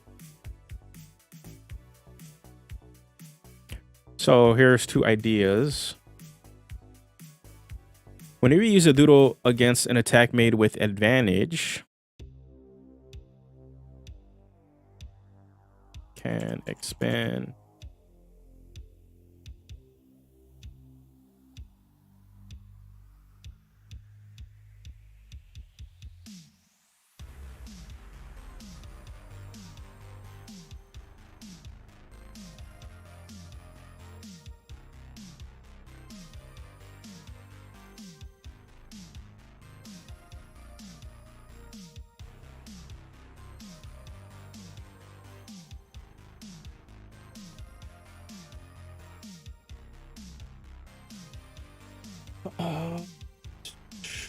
Hold on.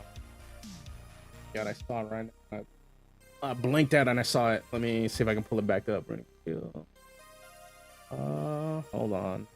One of the ruins.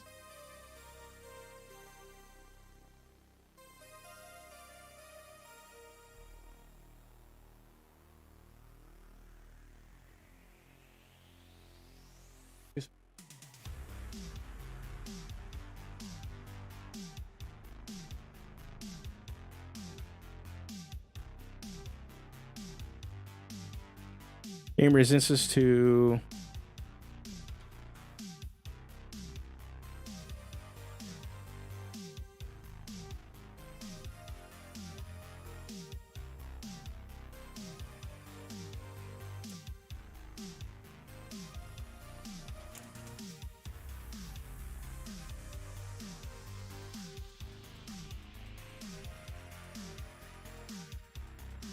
something like this.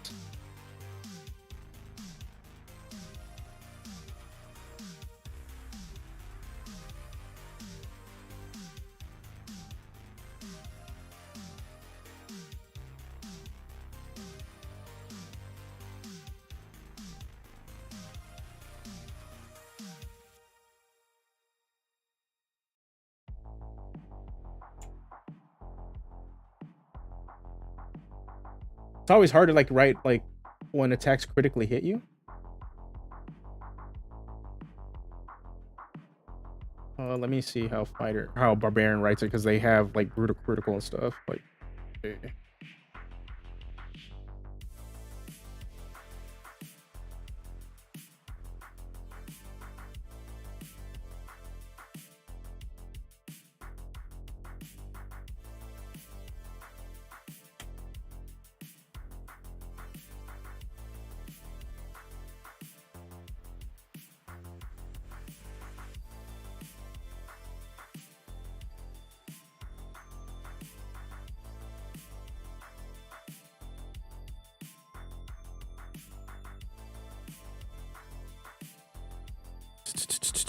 Okay, so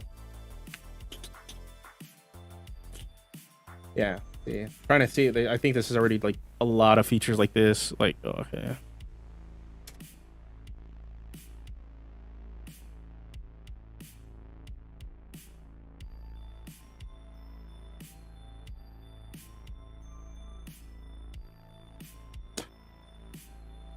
Oh, hold on. Hold on, I think.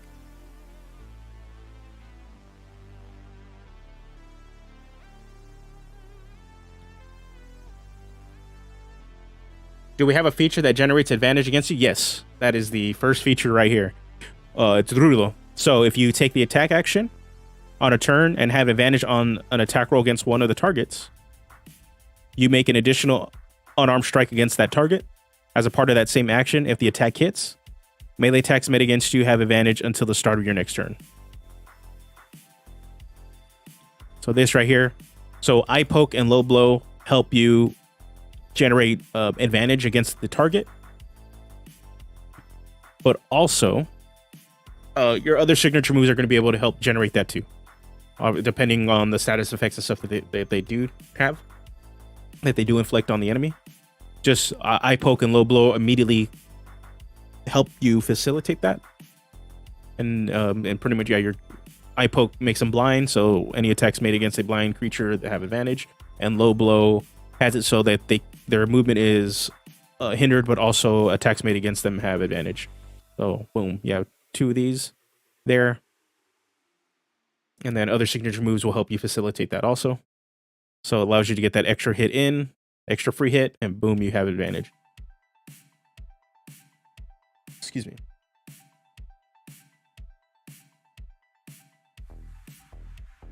So then when you get hit with attacks made with advantage against you, melee attacks, you're generating more lucha die. So I want the 6th level feature to be like a dump, like you're dumping. I still think we could probably use foul play here. Maybe generate more attacks. Kind of like that idea. You're kind of just like beating the hell out of everybody. Just piss people off. When you use the doodle against an attack made with advantage as a part of that reaction.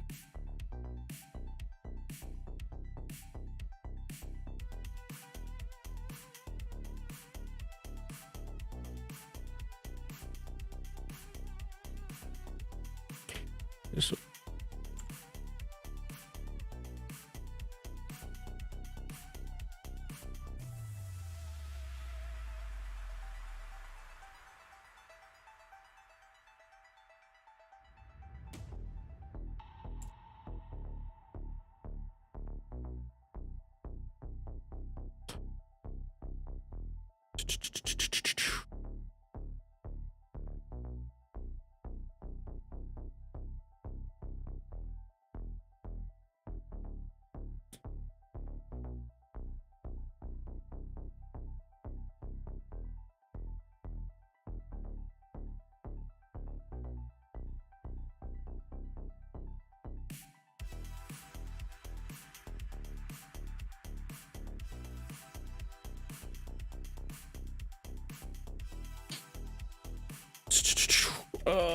there's that. I'm not really big on this one either. Oh, okay. Give me a sec. I just need to run to the restroom. I'll be right back.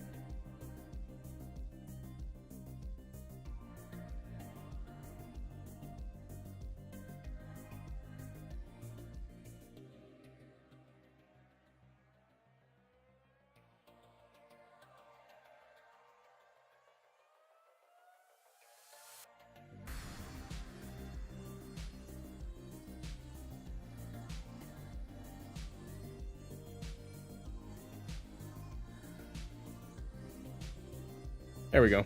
Oh, we are back. Okay.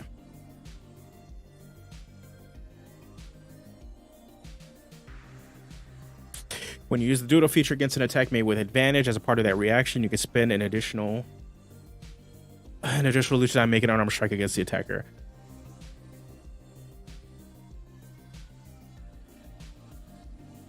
Yeah, that's what I'm thinking. It's either... Yeah, I'm not liking the additional attack because it's generating more dice. I'm thinking... Oh, what's going on, Steven? I have arrived with microwave chili and takeaway burger and chips. Nice. Yeah, I don't think... Our 6th level feature needs to be a defensive enhancement to Doodle that also has us dump more Luchador. So I want it to kind of be another dump. Also, this RP booster, it might be something that we can also maybe dump extra Luchador into. But then that would be combat oriented. I want this RP booster to also work outside of combat. So there's that. So I'm trying to think.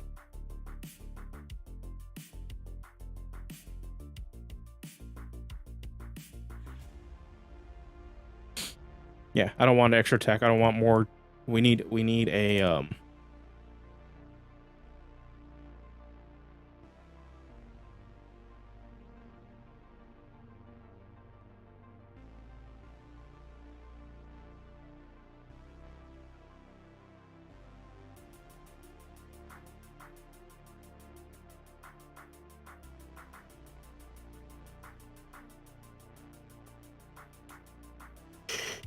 Fear is defensive. Can the Maskless make a display of durability that fears their enemies?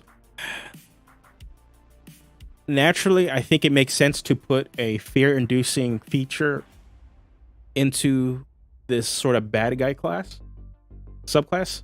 But the problem is the playstyle is entirely like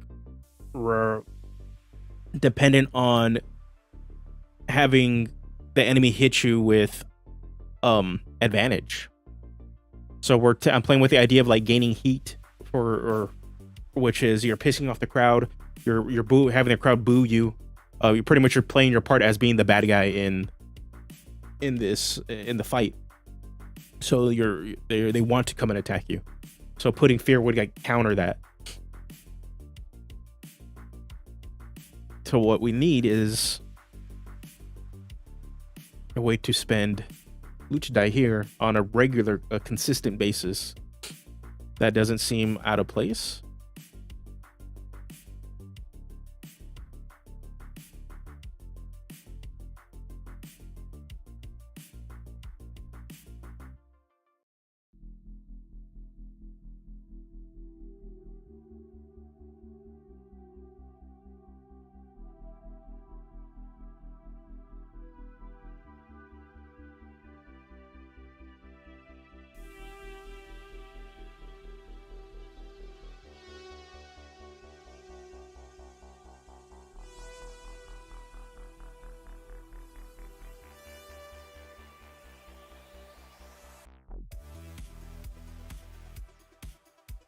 Mm-hmm.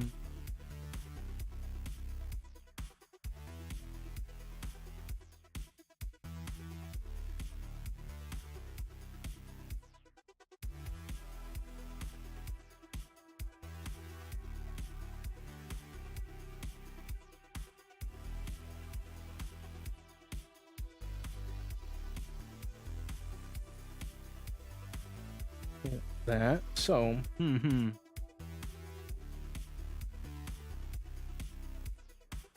Yeah, it is.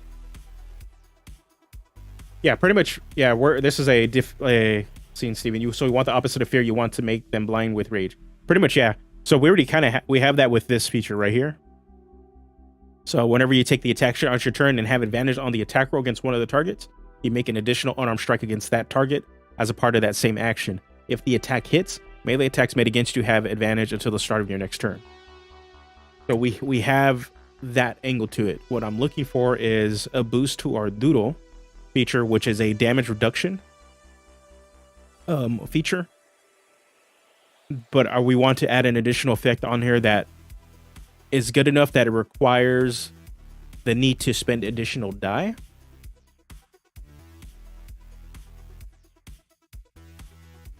That adds, I think, a little more survivability. So yeah, gaining resistance to the damage type of the attack. Yeah, I think, yeah, that's too much. Originally what I had it was that you could excuse me, it was a runaway feature, sort of more like a soft reset where you can get out of a pile of enemies after you use the doodle die. Pretty much you reduce the damage of that attack and then you can back away. You move up to half your speed away and not causing any sort of attacks of opportunity, and move away, reset, then you can re-engage. Maybe instead of resistance, they can do retributive damage when attacked with advantage. That's true.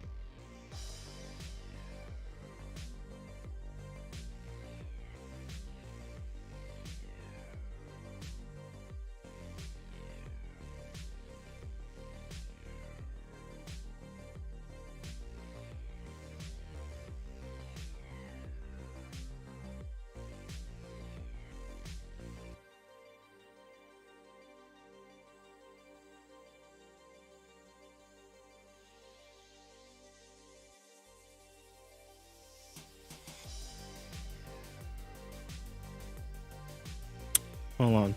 When you use the doodle against an attack made with advantage as a part of that reaction, you can expend additional Lucha die.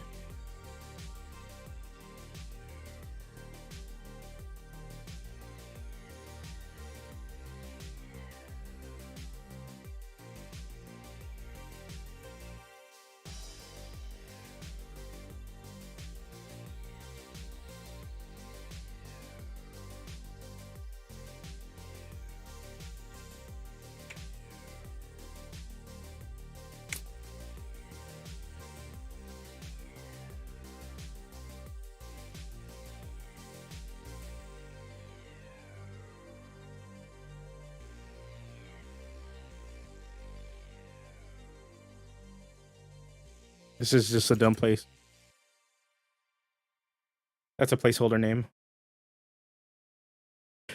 But pretty much that's what that is. Like, why you mad, bro? Why you mad? Why you mad? Why you hitting me?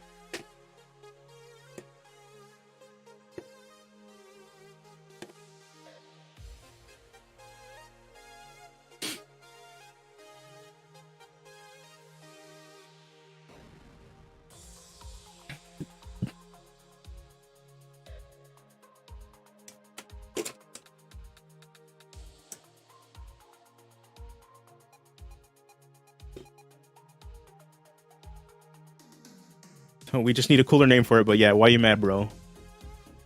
Is the placeholder for that. That feels a lot better. Rule breaker.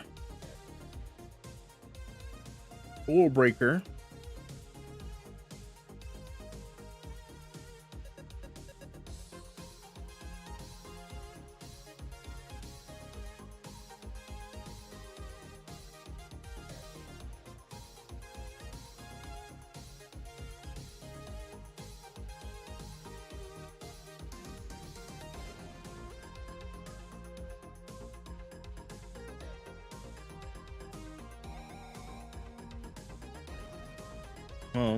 That's the placeholder name. That's an actually better placeholder name right now. Backlash.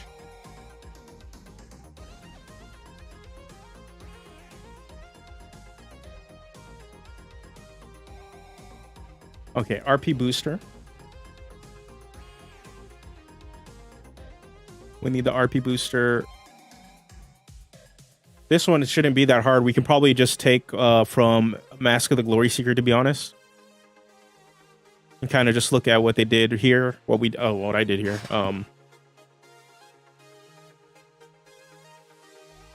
Yeah, proficiency in the persuasion skill. When you make an ability check using charisma as a display of your physical prowess, you can gain.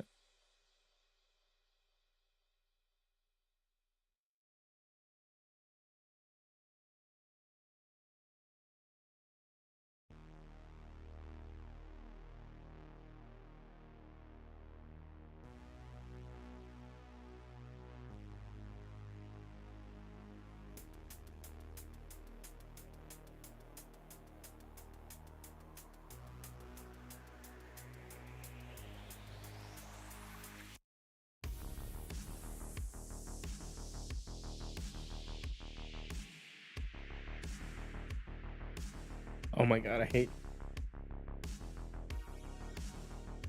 Oh my god.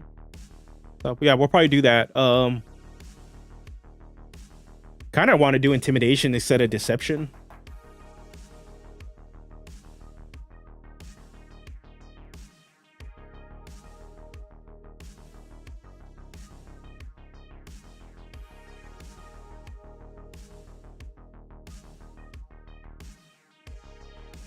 Because the way this guy's playing, it doesn't really feel like a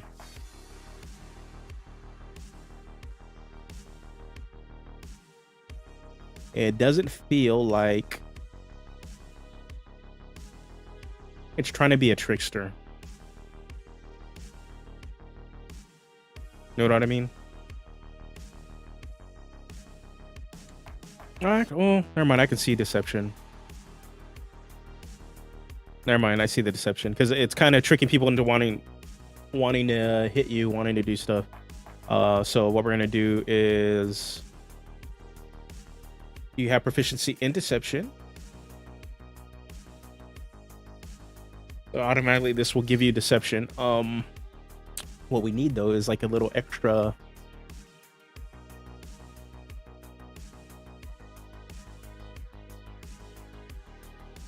Yeah, that's why intimidation. I don't think intimidation is. Intimidation is like you want to prevent people from fighting you. This is probably like lying and be like, I think deception is one of those things. Like, yeah, come, like wanting to trick people into coming and fight you. Deception, I think, flavor wise works. The smack talk one though.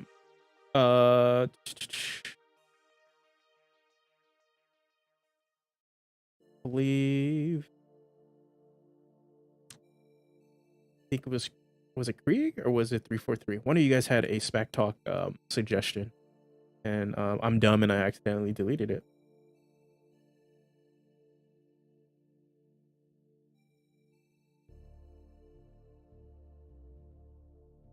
But it was more like a boost that they have disadvantage on insight checks.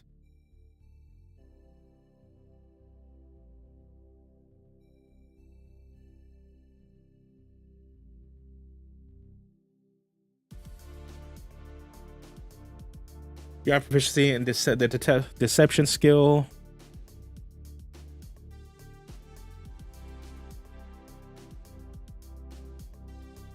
Creatures. What is it?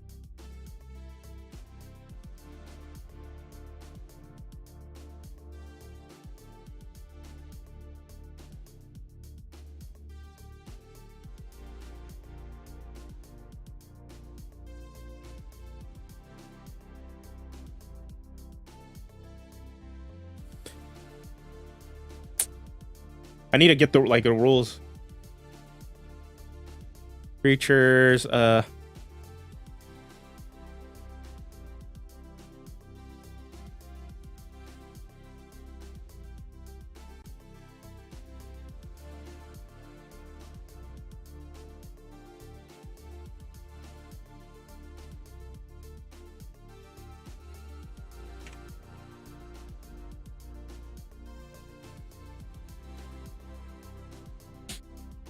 oh yeah.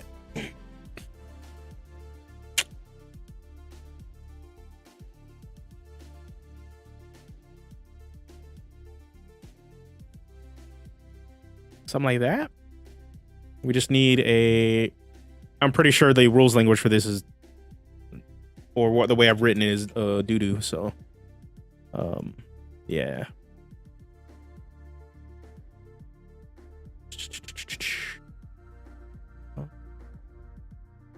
Like, why does it look so big? But it's because I have it a little bit more in. Okay, I'm liking that though.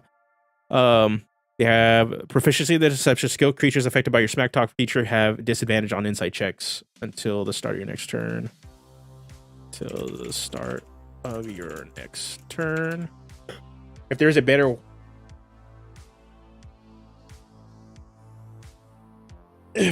way to write the second part of this, creatures affected by your smack talk feature have disadvantage on insight checks until the start of your next turn. It makes sense the way it's written. I'm not sure, is it affected or effected? Grammarly hasn't told me to fix it. But I think, okay, it needs a name.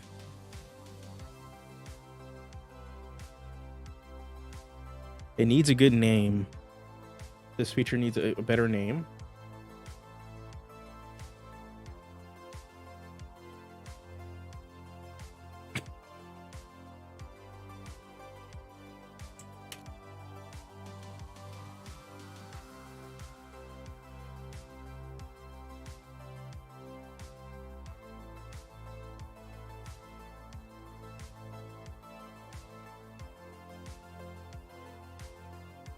Oh, better. Oh, dang it. This sucks. Because both of them have the word heat, but cheap heat refers to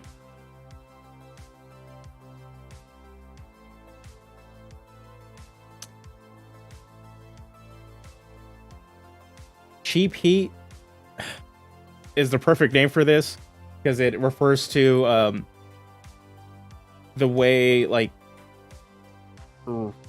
wrestlers taunt the crowd, taunt each other just to generate a response from the audience.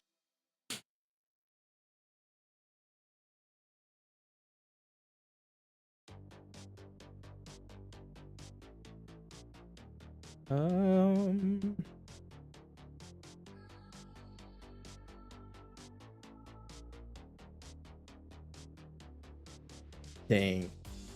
But since we have gain heat already as there, we don't want two features with like heat in its name at the same level. But we need a better.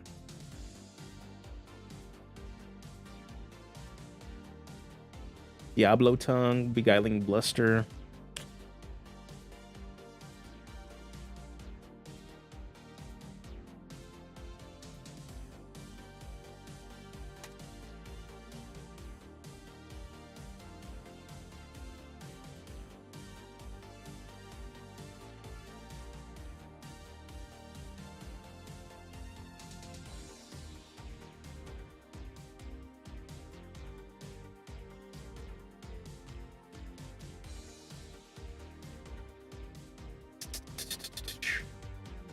Smack talk, bullying, talk smack.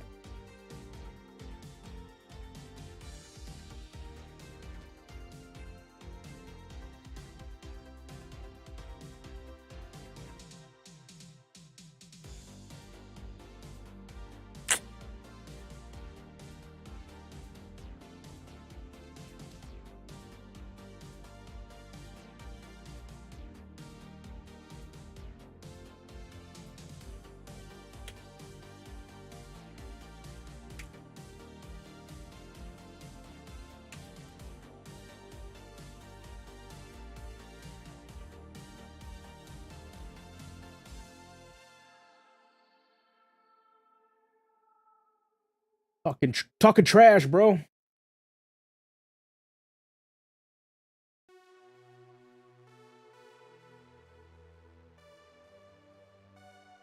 There it is. That makes more sense since it is about that. It's just deception.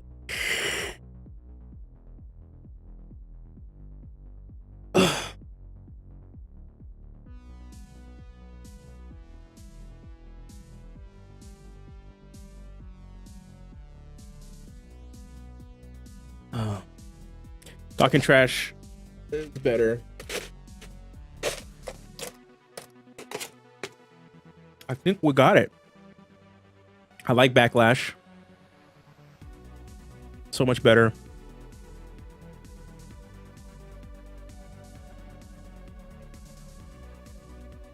The reason psychic damage, because it's more going with psychic damage on this one because it's because you're goading them and baiting them into hitting you. So they're kind of falling into your plan. That's pretty much what Backlash is like. Okay, well, hey, you dummy, you're falling into the trap. And then World Breaker is just because it's legitimately just kind of breaking some of the action economy a little bit. And Pile Driver's Pile Driver. All right, I'm liking this. I'm liking this a lot more. That everything kind of flows in terms of combat and makes a lot more sense. Yeah, let me move. Oh no, wrong. We're not moving you. I want to move. There we go.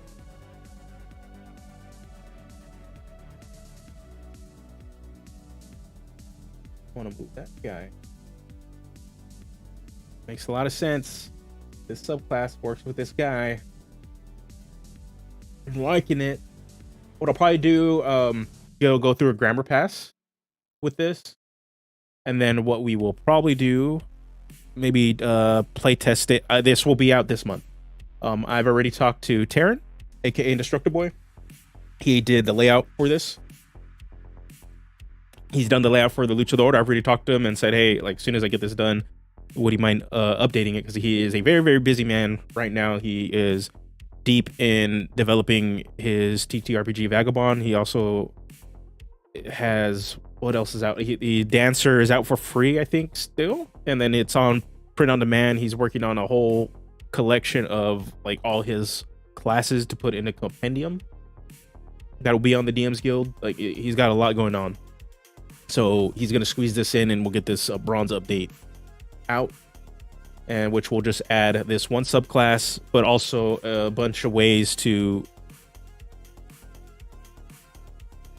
add a bunch of ways to pretty much how to lose when you're going maskless. You can use this as like a vehicle to help players if they don't like their subclass or something happened in the story where they don't align with sort of what they're doing with the mask or their story or their narrative. This adds as a good middle point to transition them into a new mask or like regaining their main mask. Again, they sort of like go bad a little bit, and then yeah, that's pretty much it. Or you can just play it from the get-go. This is a maskless character. You're starting off without a Luchador mask, and maybe later on you gain a mask. So the only things I need to actually add, I can move this Dragonborn, who is the face of this subclass, over. Move him around. We just need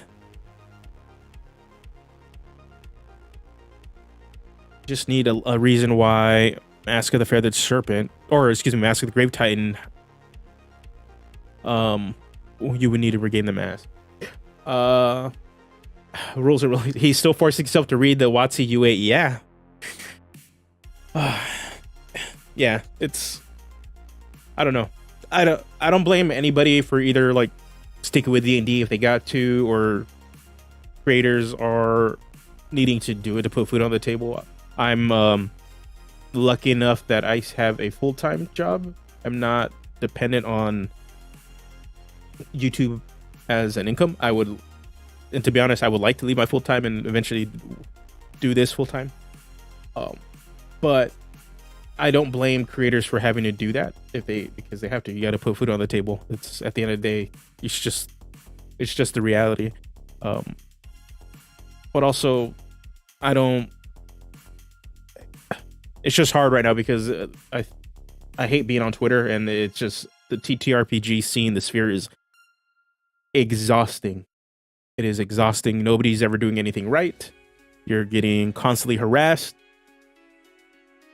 I was hoping my 2-month break would let me breathe a bit and get away from it.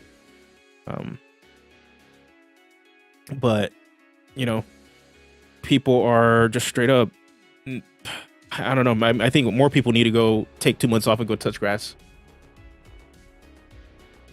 Like, just Twitter alone is terrible.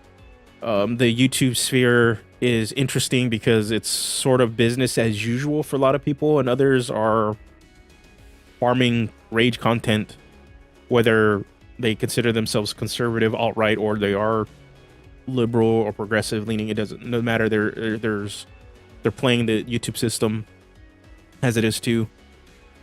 And then there's those that are trying to pivot away from D&D as a brand and going broadly.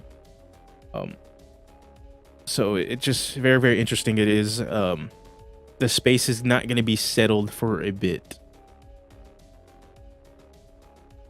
I am lucky that I'm not big enough for having people to care, I guess, and not having people in my DMs or sending me threats in the email for, not doing stuff. But at the same time, I have the luxury of shifting away, since a lot of my since I am smaller, I can just build an audience with other content.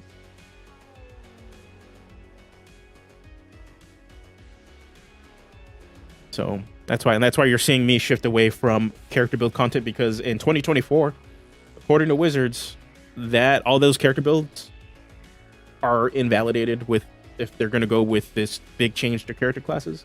So none of these character builds will even matter.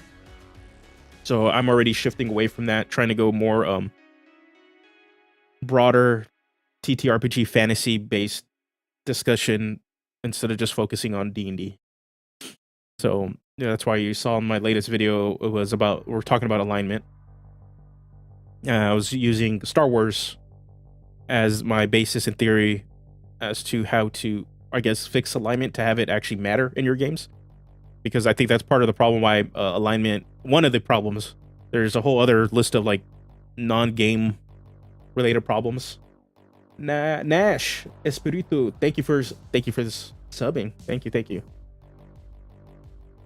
But yeah, like alignment is an issue that out of game, not pretty much as a structure, does encourage and enforce some pretty bad narrative, some pretty bad rhetoric and thoughts. Like bioessentialism is like one of the big issues that it purposely pushes, and also how you define law, order, chaos, freedom, good, evil. It's just it's not as black and white as people make it assume. That's why there's always been a big move away from it. And my whole thing with the Star Wars thing is like, well, if you just simplify it, make it frame your setting and have it matter in a way that actually makes sense, people actually will use it. And if you don't plan on using it, get it away. Then move away from it. Thanks for the 10, Creek. Thank you. Well, yeah. Next video, I'm going to be talking about first impressions for Pathfinder 2nd Edition. Well, my group's been having fun with that. I have definitely some opinions on it. I'm enjoying it, but there's also some things I like from 5e more than I like from Pathfinder. So yeah, so there's that. And then after that, I plan on doing a video about building parties and focusing on Guardians of the Galaxy and how they kind of have the perfect character lineup, and possibly address the reason why your D&D parties or your Pathfinder parties don't feel iconic. So there's that.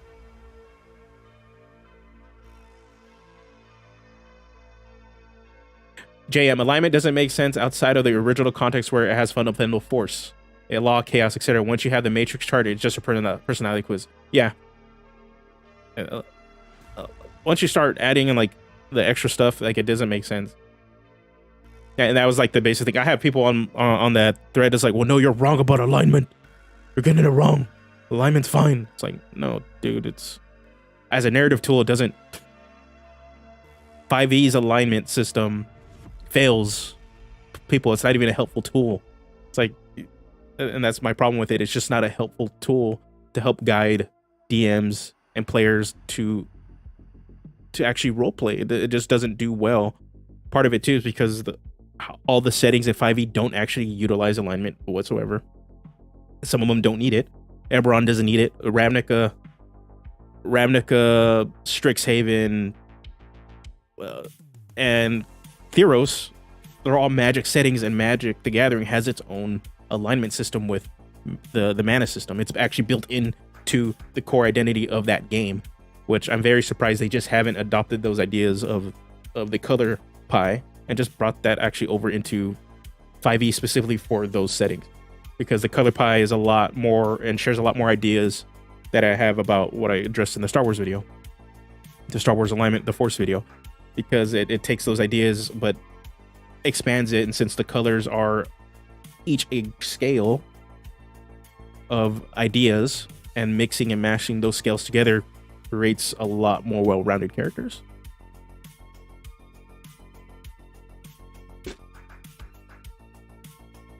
Yeah, it just becomes shorthand for a lot of races, amateur anthropology people call world building. Yep, I agree. It's so ingrained, and part of it too, I think the TTRPG community just doesn't, a section of it.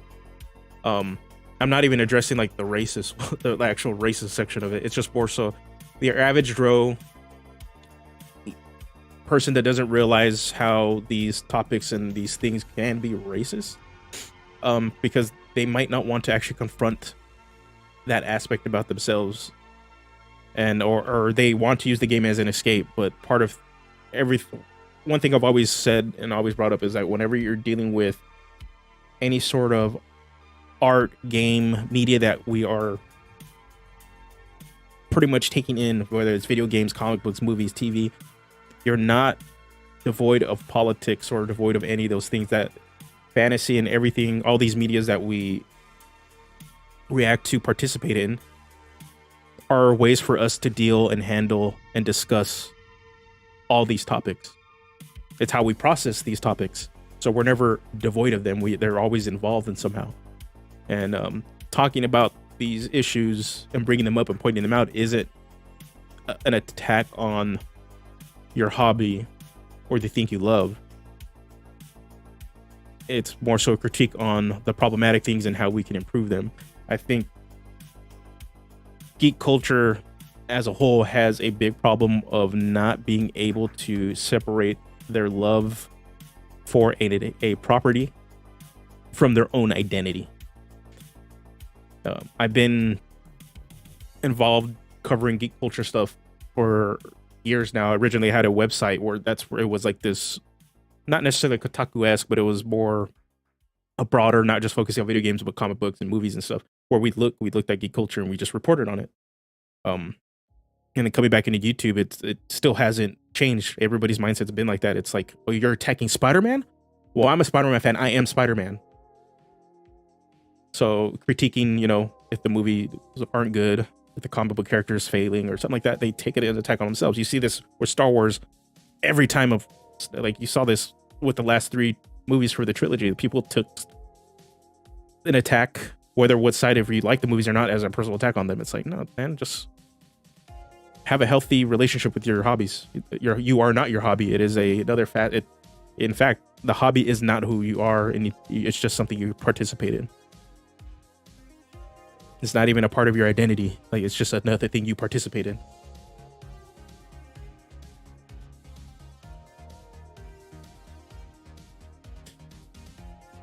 It's a consumerist hobby, not an artistic or critical one.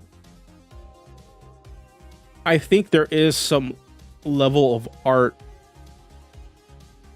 in pretty much in the design and stuff, but it's not in the same way as artistic as simply like you're watching a movie, a TV show, listening to certain music, reading comic books and stuff. But I think there is some level of art to it, because that part of the design process is artistic. It is an expression of the designer. That's where the art form comes in. But even then, once you start getting into like media, after it leaves that small hole, that small portion of that creative freedom, it is a product.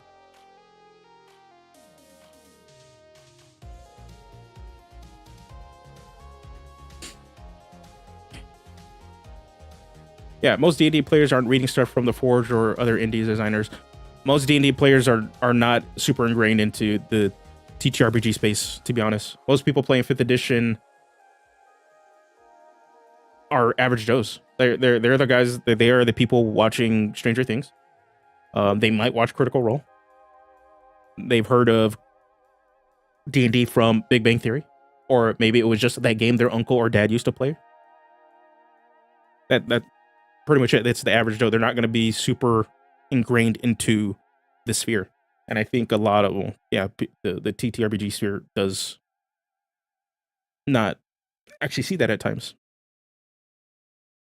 And that is pretty much why Wizards D&D has the advantage it does, because it is attracting the average Joes. What I think the indie designers and stuff need to do is, how do you capture that market and bring them into your game, and not bring them into your game in a way that I guess not off-putting. That's not what I'm trying to say, but like to get those casuals to start transitioning more into hardcore. They're more ingrained into the sphere. Not going to get everybody. D&D might be a thing that somebody plays for a year and they just don't play anymore. Yeah, I agree. It is art, but people actively refuse to engage with it as such, which impoverishes it.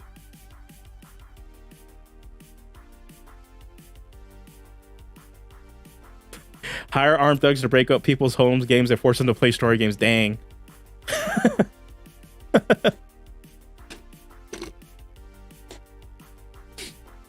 This is gonna call peek your chins on everybody. Nope, you're playing Pathfinder 2E now.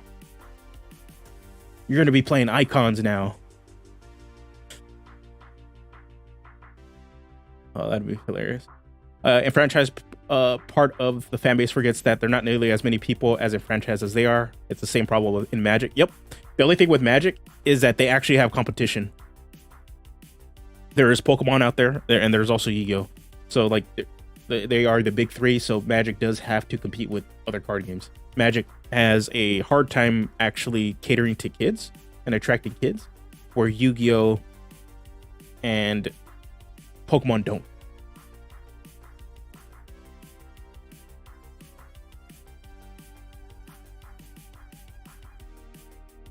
So in the TTRPG sphere, you don't really have that. You don't have that equal competition, and it's unfortunate.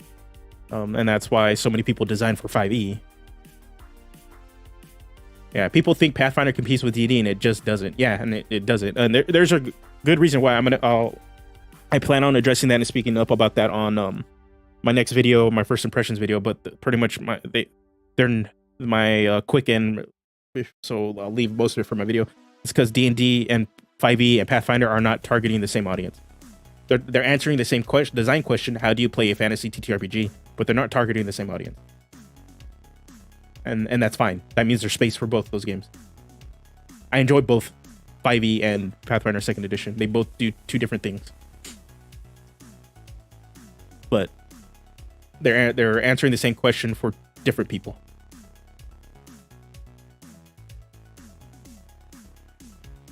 And I hope Pathfinder becomes more successful, but I also hope stuff like Daggerheart, whatever MCDM is cooking out. I even want Tales of the Valiant to do good. Like I want them to succeed, because the more that there's out there, more choices people have, it does break Wizards' hold on the market and force them to actually compete and develop a good product. Since they don't really have competition, they don't have to actually innovate, which is bad. And that's not what you want. It's what a capitalist system is. That's what it naturally progresses to. But in order for a system to continue to work and function, you do have to have competition to innovate, to change.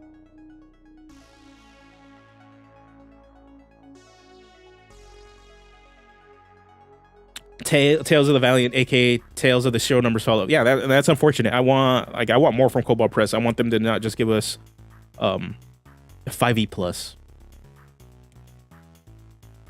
I really want them to actually like dig into that system and just make it their own.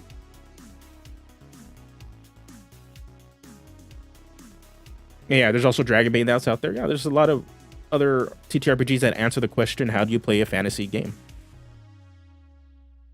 I want coming out of the OGL fiasco, that this OGL boom is like there's a eye-opening. There's a lot more games out there.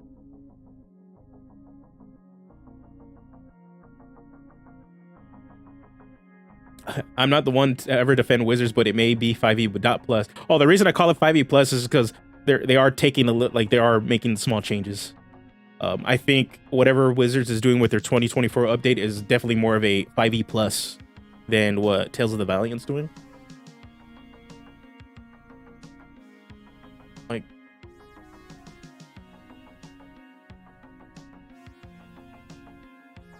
I get you. I'm just being a hater. No, like it is a valid critique, to be honest. Like I've been disappointed with Tales of the Valiant a little bit too, just because I wanted to do well, but I also wanted to stand on its own. A big reason I'm not doing a D20 system immediately, don't want to have to compare it to D&D. Yeah.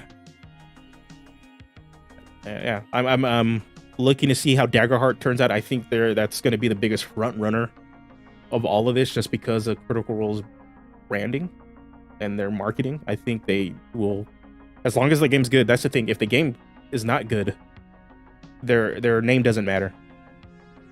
But if the game is a solid system that answers the same question, that caters. The thing is it going to cater to the D&D 5e crowd, which is a little bit more heavier narrative driven, casual. They're just there to make goofy, like, speaking goofy voices and kind of just roll dice.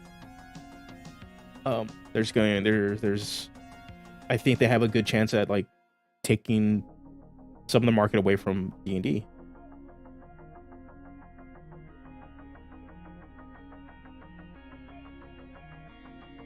So really, for me, that depends. Can Daggerheart do it?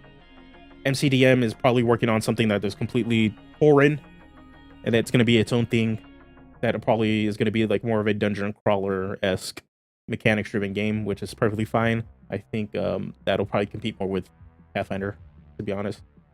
Yeah, and then there's Vagabond from 10 Pounds, which is Kickstarter. It's still on Kickstarter, developmental Kickstarter still up.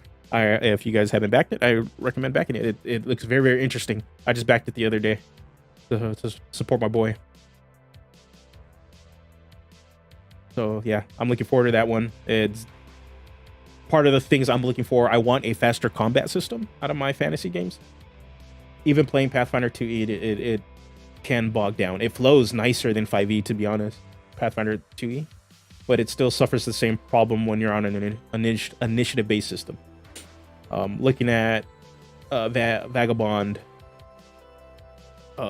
it might actually address and solve those things. I'm going to run my own playtests this month too. MCDM keeps throwing around the word cinematic. They can throw it around, but if it's not narrative driven, then it's not cinematic.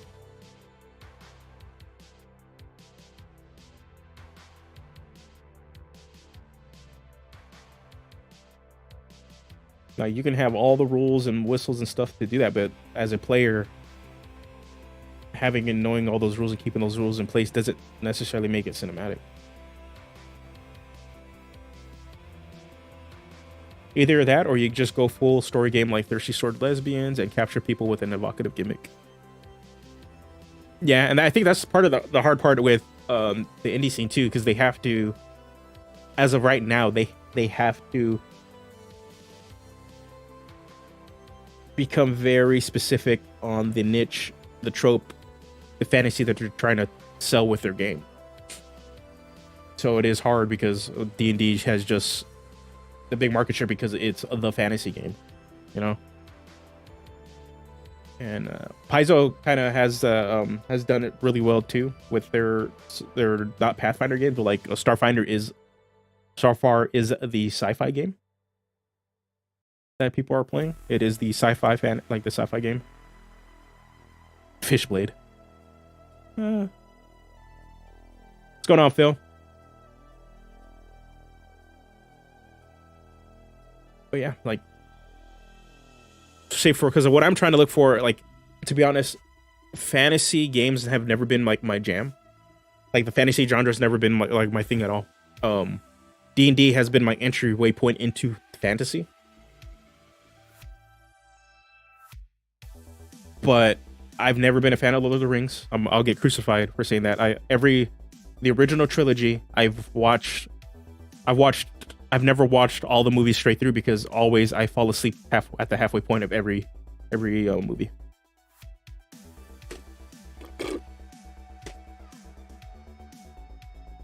Like, if I'm gonna go see a movie fantasy, like, and it's a fantasy style movie, it's the last thing I kind of want to watch at times. But you get me like cyberpunk or some sort of sci-fi or science fantasy or superheroes, I'm all in. Like, superheroes are like my first love. I think Mutants and Masterminds is like the prominent superhero TTRPG, but it does have a lot of bells and whistles that you have to like get into to really play that system. So that's why I have never tried it. Also, my play group isn't in, like, not all of them are into superheroes, and not in the same way that it's easier to get into fantasy. And then, well, we're all big old Star Wars nerds, so like, we're kind of waiting for like a good sci-fi game that lets us play that. That's why we were heavily looking forward to Spelljammer, and equally disappointed in Spelljammer because it just didn't facilitate that fantasy with a system that we knew. And we did try the Star Wars system that I think Fantasy Flight put out, their RPG system, but their dice system they have on there, while it's unique, confusing as hell. And just didn't make it easy to grasp and play and learn. Yeah, I've heard about Mask. It's just selling my group on it.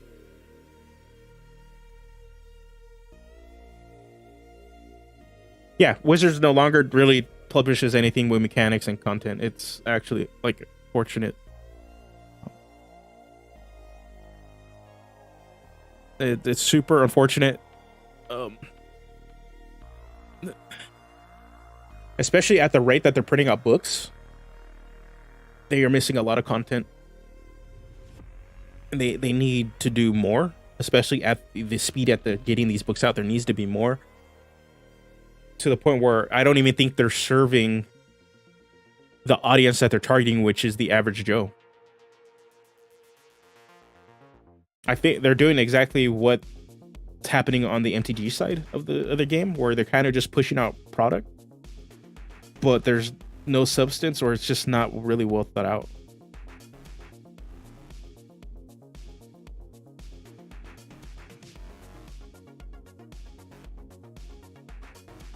Have I looked at Rifts or MCC? No, I have not.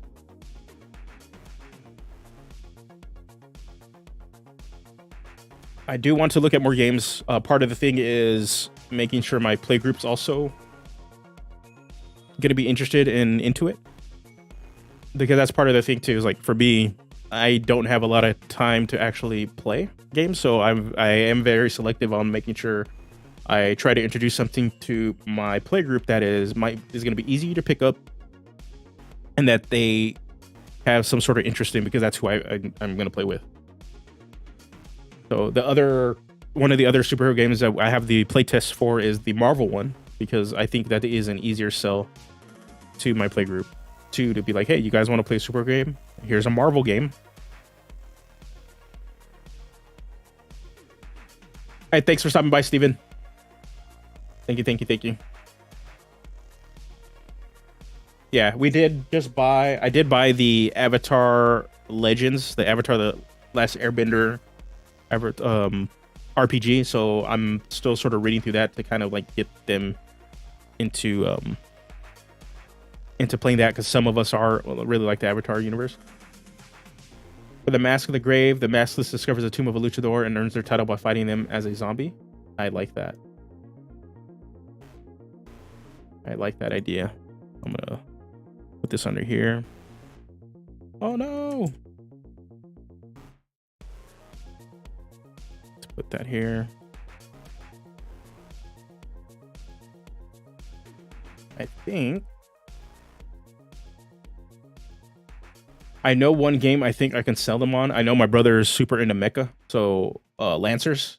I think I can sell my group on Lancers, because even if they're not into mecha, they're into kaiju, so it can be like a little entry point. Be like, yeah, we're gonna play a Gundam game,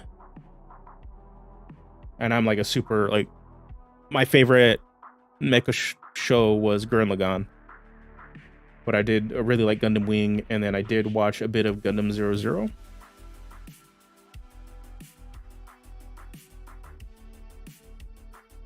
My brother's super into Gundam, has kept up with pretty much every series that's came out since Wing.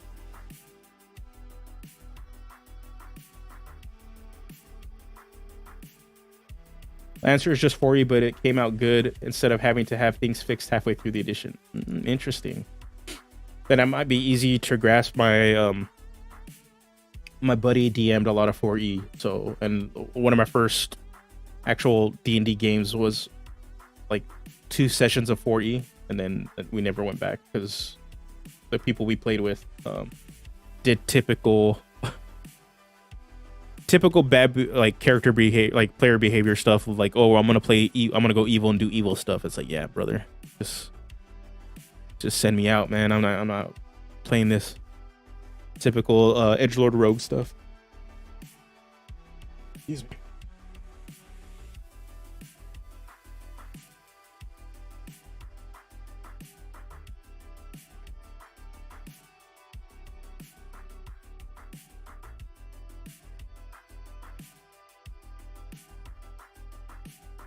Nice. Nice. Well, yeah. All right, I'm looking at the time. I gotta clean up some stuff here at home. In terms of stuff to look forward to, yeah, this should be up this in May. This will be up. I'm hoping to get it out in the middle of May. If not, it'll be by the end of the month. If I can get it out sooner, it will be out sooner. So the Luchador will have the bronze update featuring the Maskless, and we're 20 sales away from hitting silver. And if we hit silver, there will be another update, which will probably include some more subclasses that I will stream designing, and potentially, yeah, it'll probably include a couple more subclasses. And if we're gonna do a hardcore improvised weapon inspired subclass, I will probably include a bunch of magic items for it too. So, and that it'll be magic items for not only for just that subclass, but also for like the Luchador completely. So I'll probably include a bunch of stuff, adding more content to the game, or more content to supplement. Eventually, I do want to add some sort of character sheet in addition to like your standard character sheet that will allow you to track lucha die and also track signature moves. So there is that I want to eventually add, but it probably will not be in the silver update. It's a lot easier just to kind of design subclasses and magic items and just throwing that on a page instead of like building from the ground up an actual character, like a addition to the 5e character sheet. Other things that I will plan on working on, I actually have another class idea called the Brave. I think I figured out the mechanic. The basis of that class is taking the trope of the unlikely hero, that every man that has to kind of step up and just be and become a hero. While I know fighter is kind of like the generic, well, you just put that in a fighter class. This one, on the other hand, it's the class's narrative, I think, can stand on its own feet. I think the idea of combination of perseverance and luck as the core mechanics for it, and a lot of customizability, will make it a like a easy, straightforward commoner class to play. I already have ideas for like subclasses. The name of it would be Hearts, because that is the core identity, like of what drives this the Brave. It's the so like I guess the example would be Part of the Crown, which is you're going to be like more of a noble. You're a prince or princess that's had to step up and become a leader, a warrior sort of character. Then, or I think I was going to call it Lionheart because that was more aligned with the Crown. It was one of those two. And then, you know, your Harry Potter kind of character where you're like Heart of Magic or something like that, where you kind of have to, you're forced to learn how to do magic because it's a necessity to live and survive. You have to be that character. So you'd be some sort of like half-caster-esque character. And then Heart of Gold was going to be like this dastardly roguish kind of version of the character. And I think I figured out the core mechanic, which is like based off of D6. And like in order like to press your luck to push through, you need to roll a 5 or 6 on the D6 to actually have the result you want. But a lot of the class mechanics and subclass mechanics will just revolve around you rolling that die. So at least you're getting something from it. And if you do roll that 5 or 6, bam, you get the super good thing. So that's kind of like the basic idea. I might start developing that after. I still want to do my Dark Knight class. I just have not found the core mechanic yet. And depending on how 5e shapes out, I may have to adjust. So like I am paying attention to Tales of the Valiant, and I am paying attention to the 2024 update. Especially too because I still want the Luchador to do to live on after they make the changes. So there will be a Luchador update to this too. It's the unfortunate thing of like, yeah, you develop something for 5e and you kind of have to update it. But what I probably will do with the Luchador is just release a separate supplement that's like, oh, here's the Here's the standard 5e1, and here is the 2024 update one.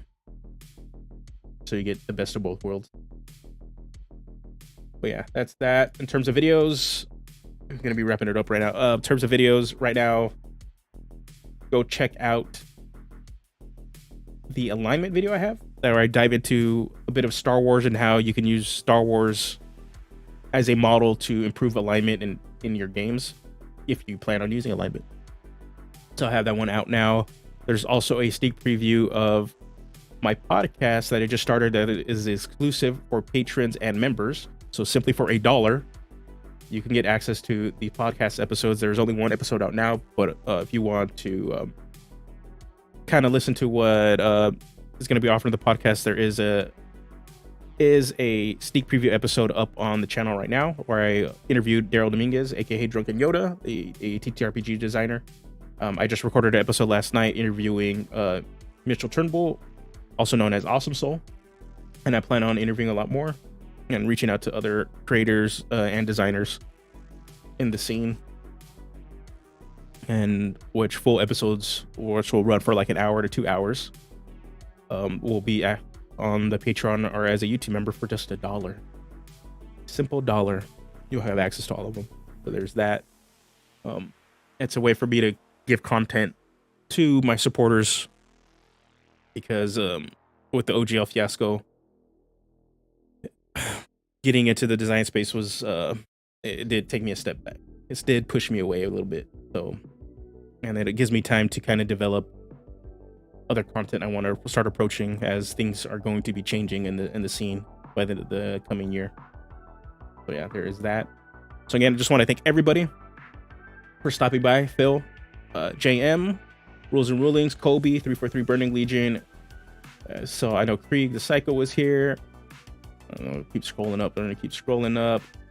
And we have, I think Raquel was here too earlier. Daryl was in DM Tiny Hut. And anybody else I missed, thank you guys for joining in and jumping in. If you guys haven't joined the Dungeoneers Pack Discord, there's a link in the description right now. You guys can join in. I'm fairly active. We have like a small little active community.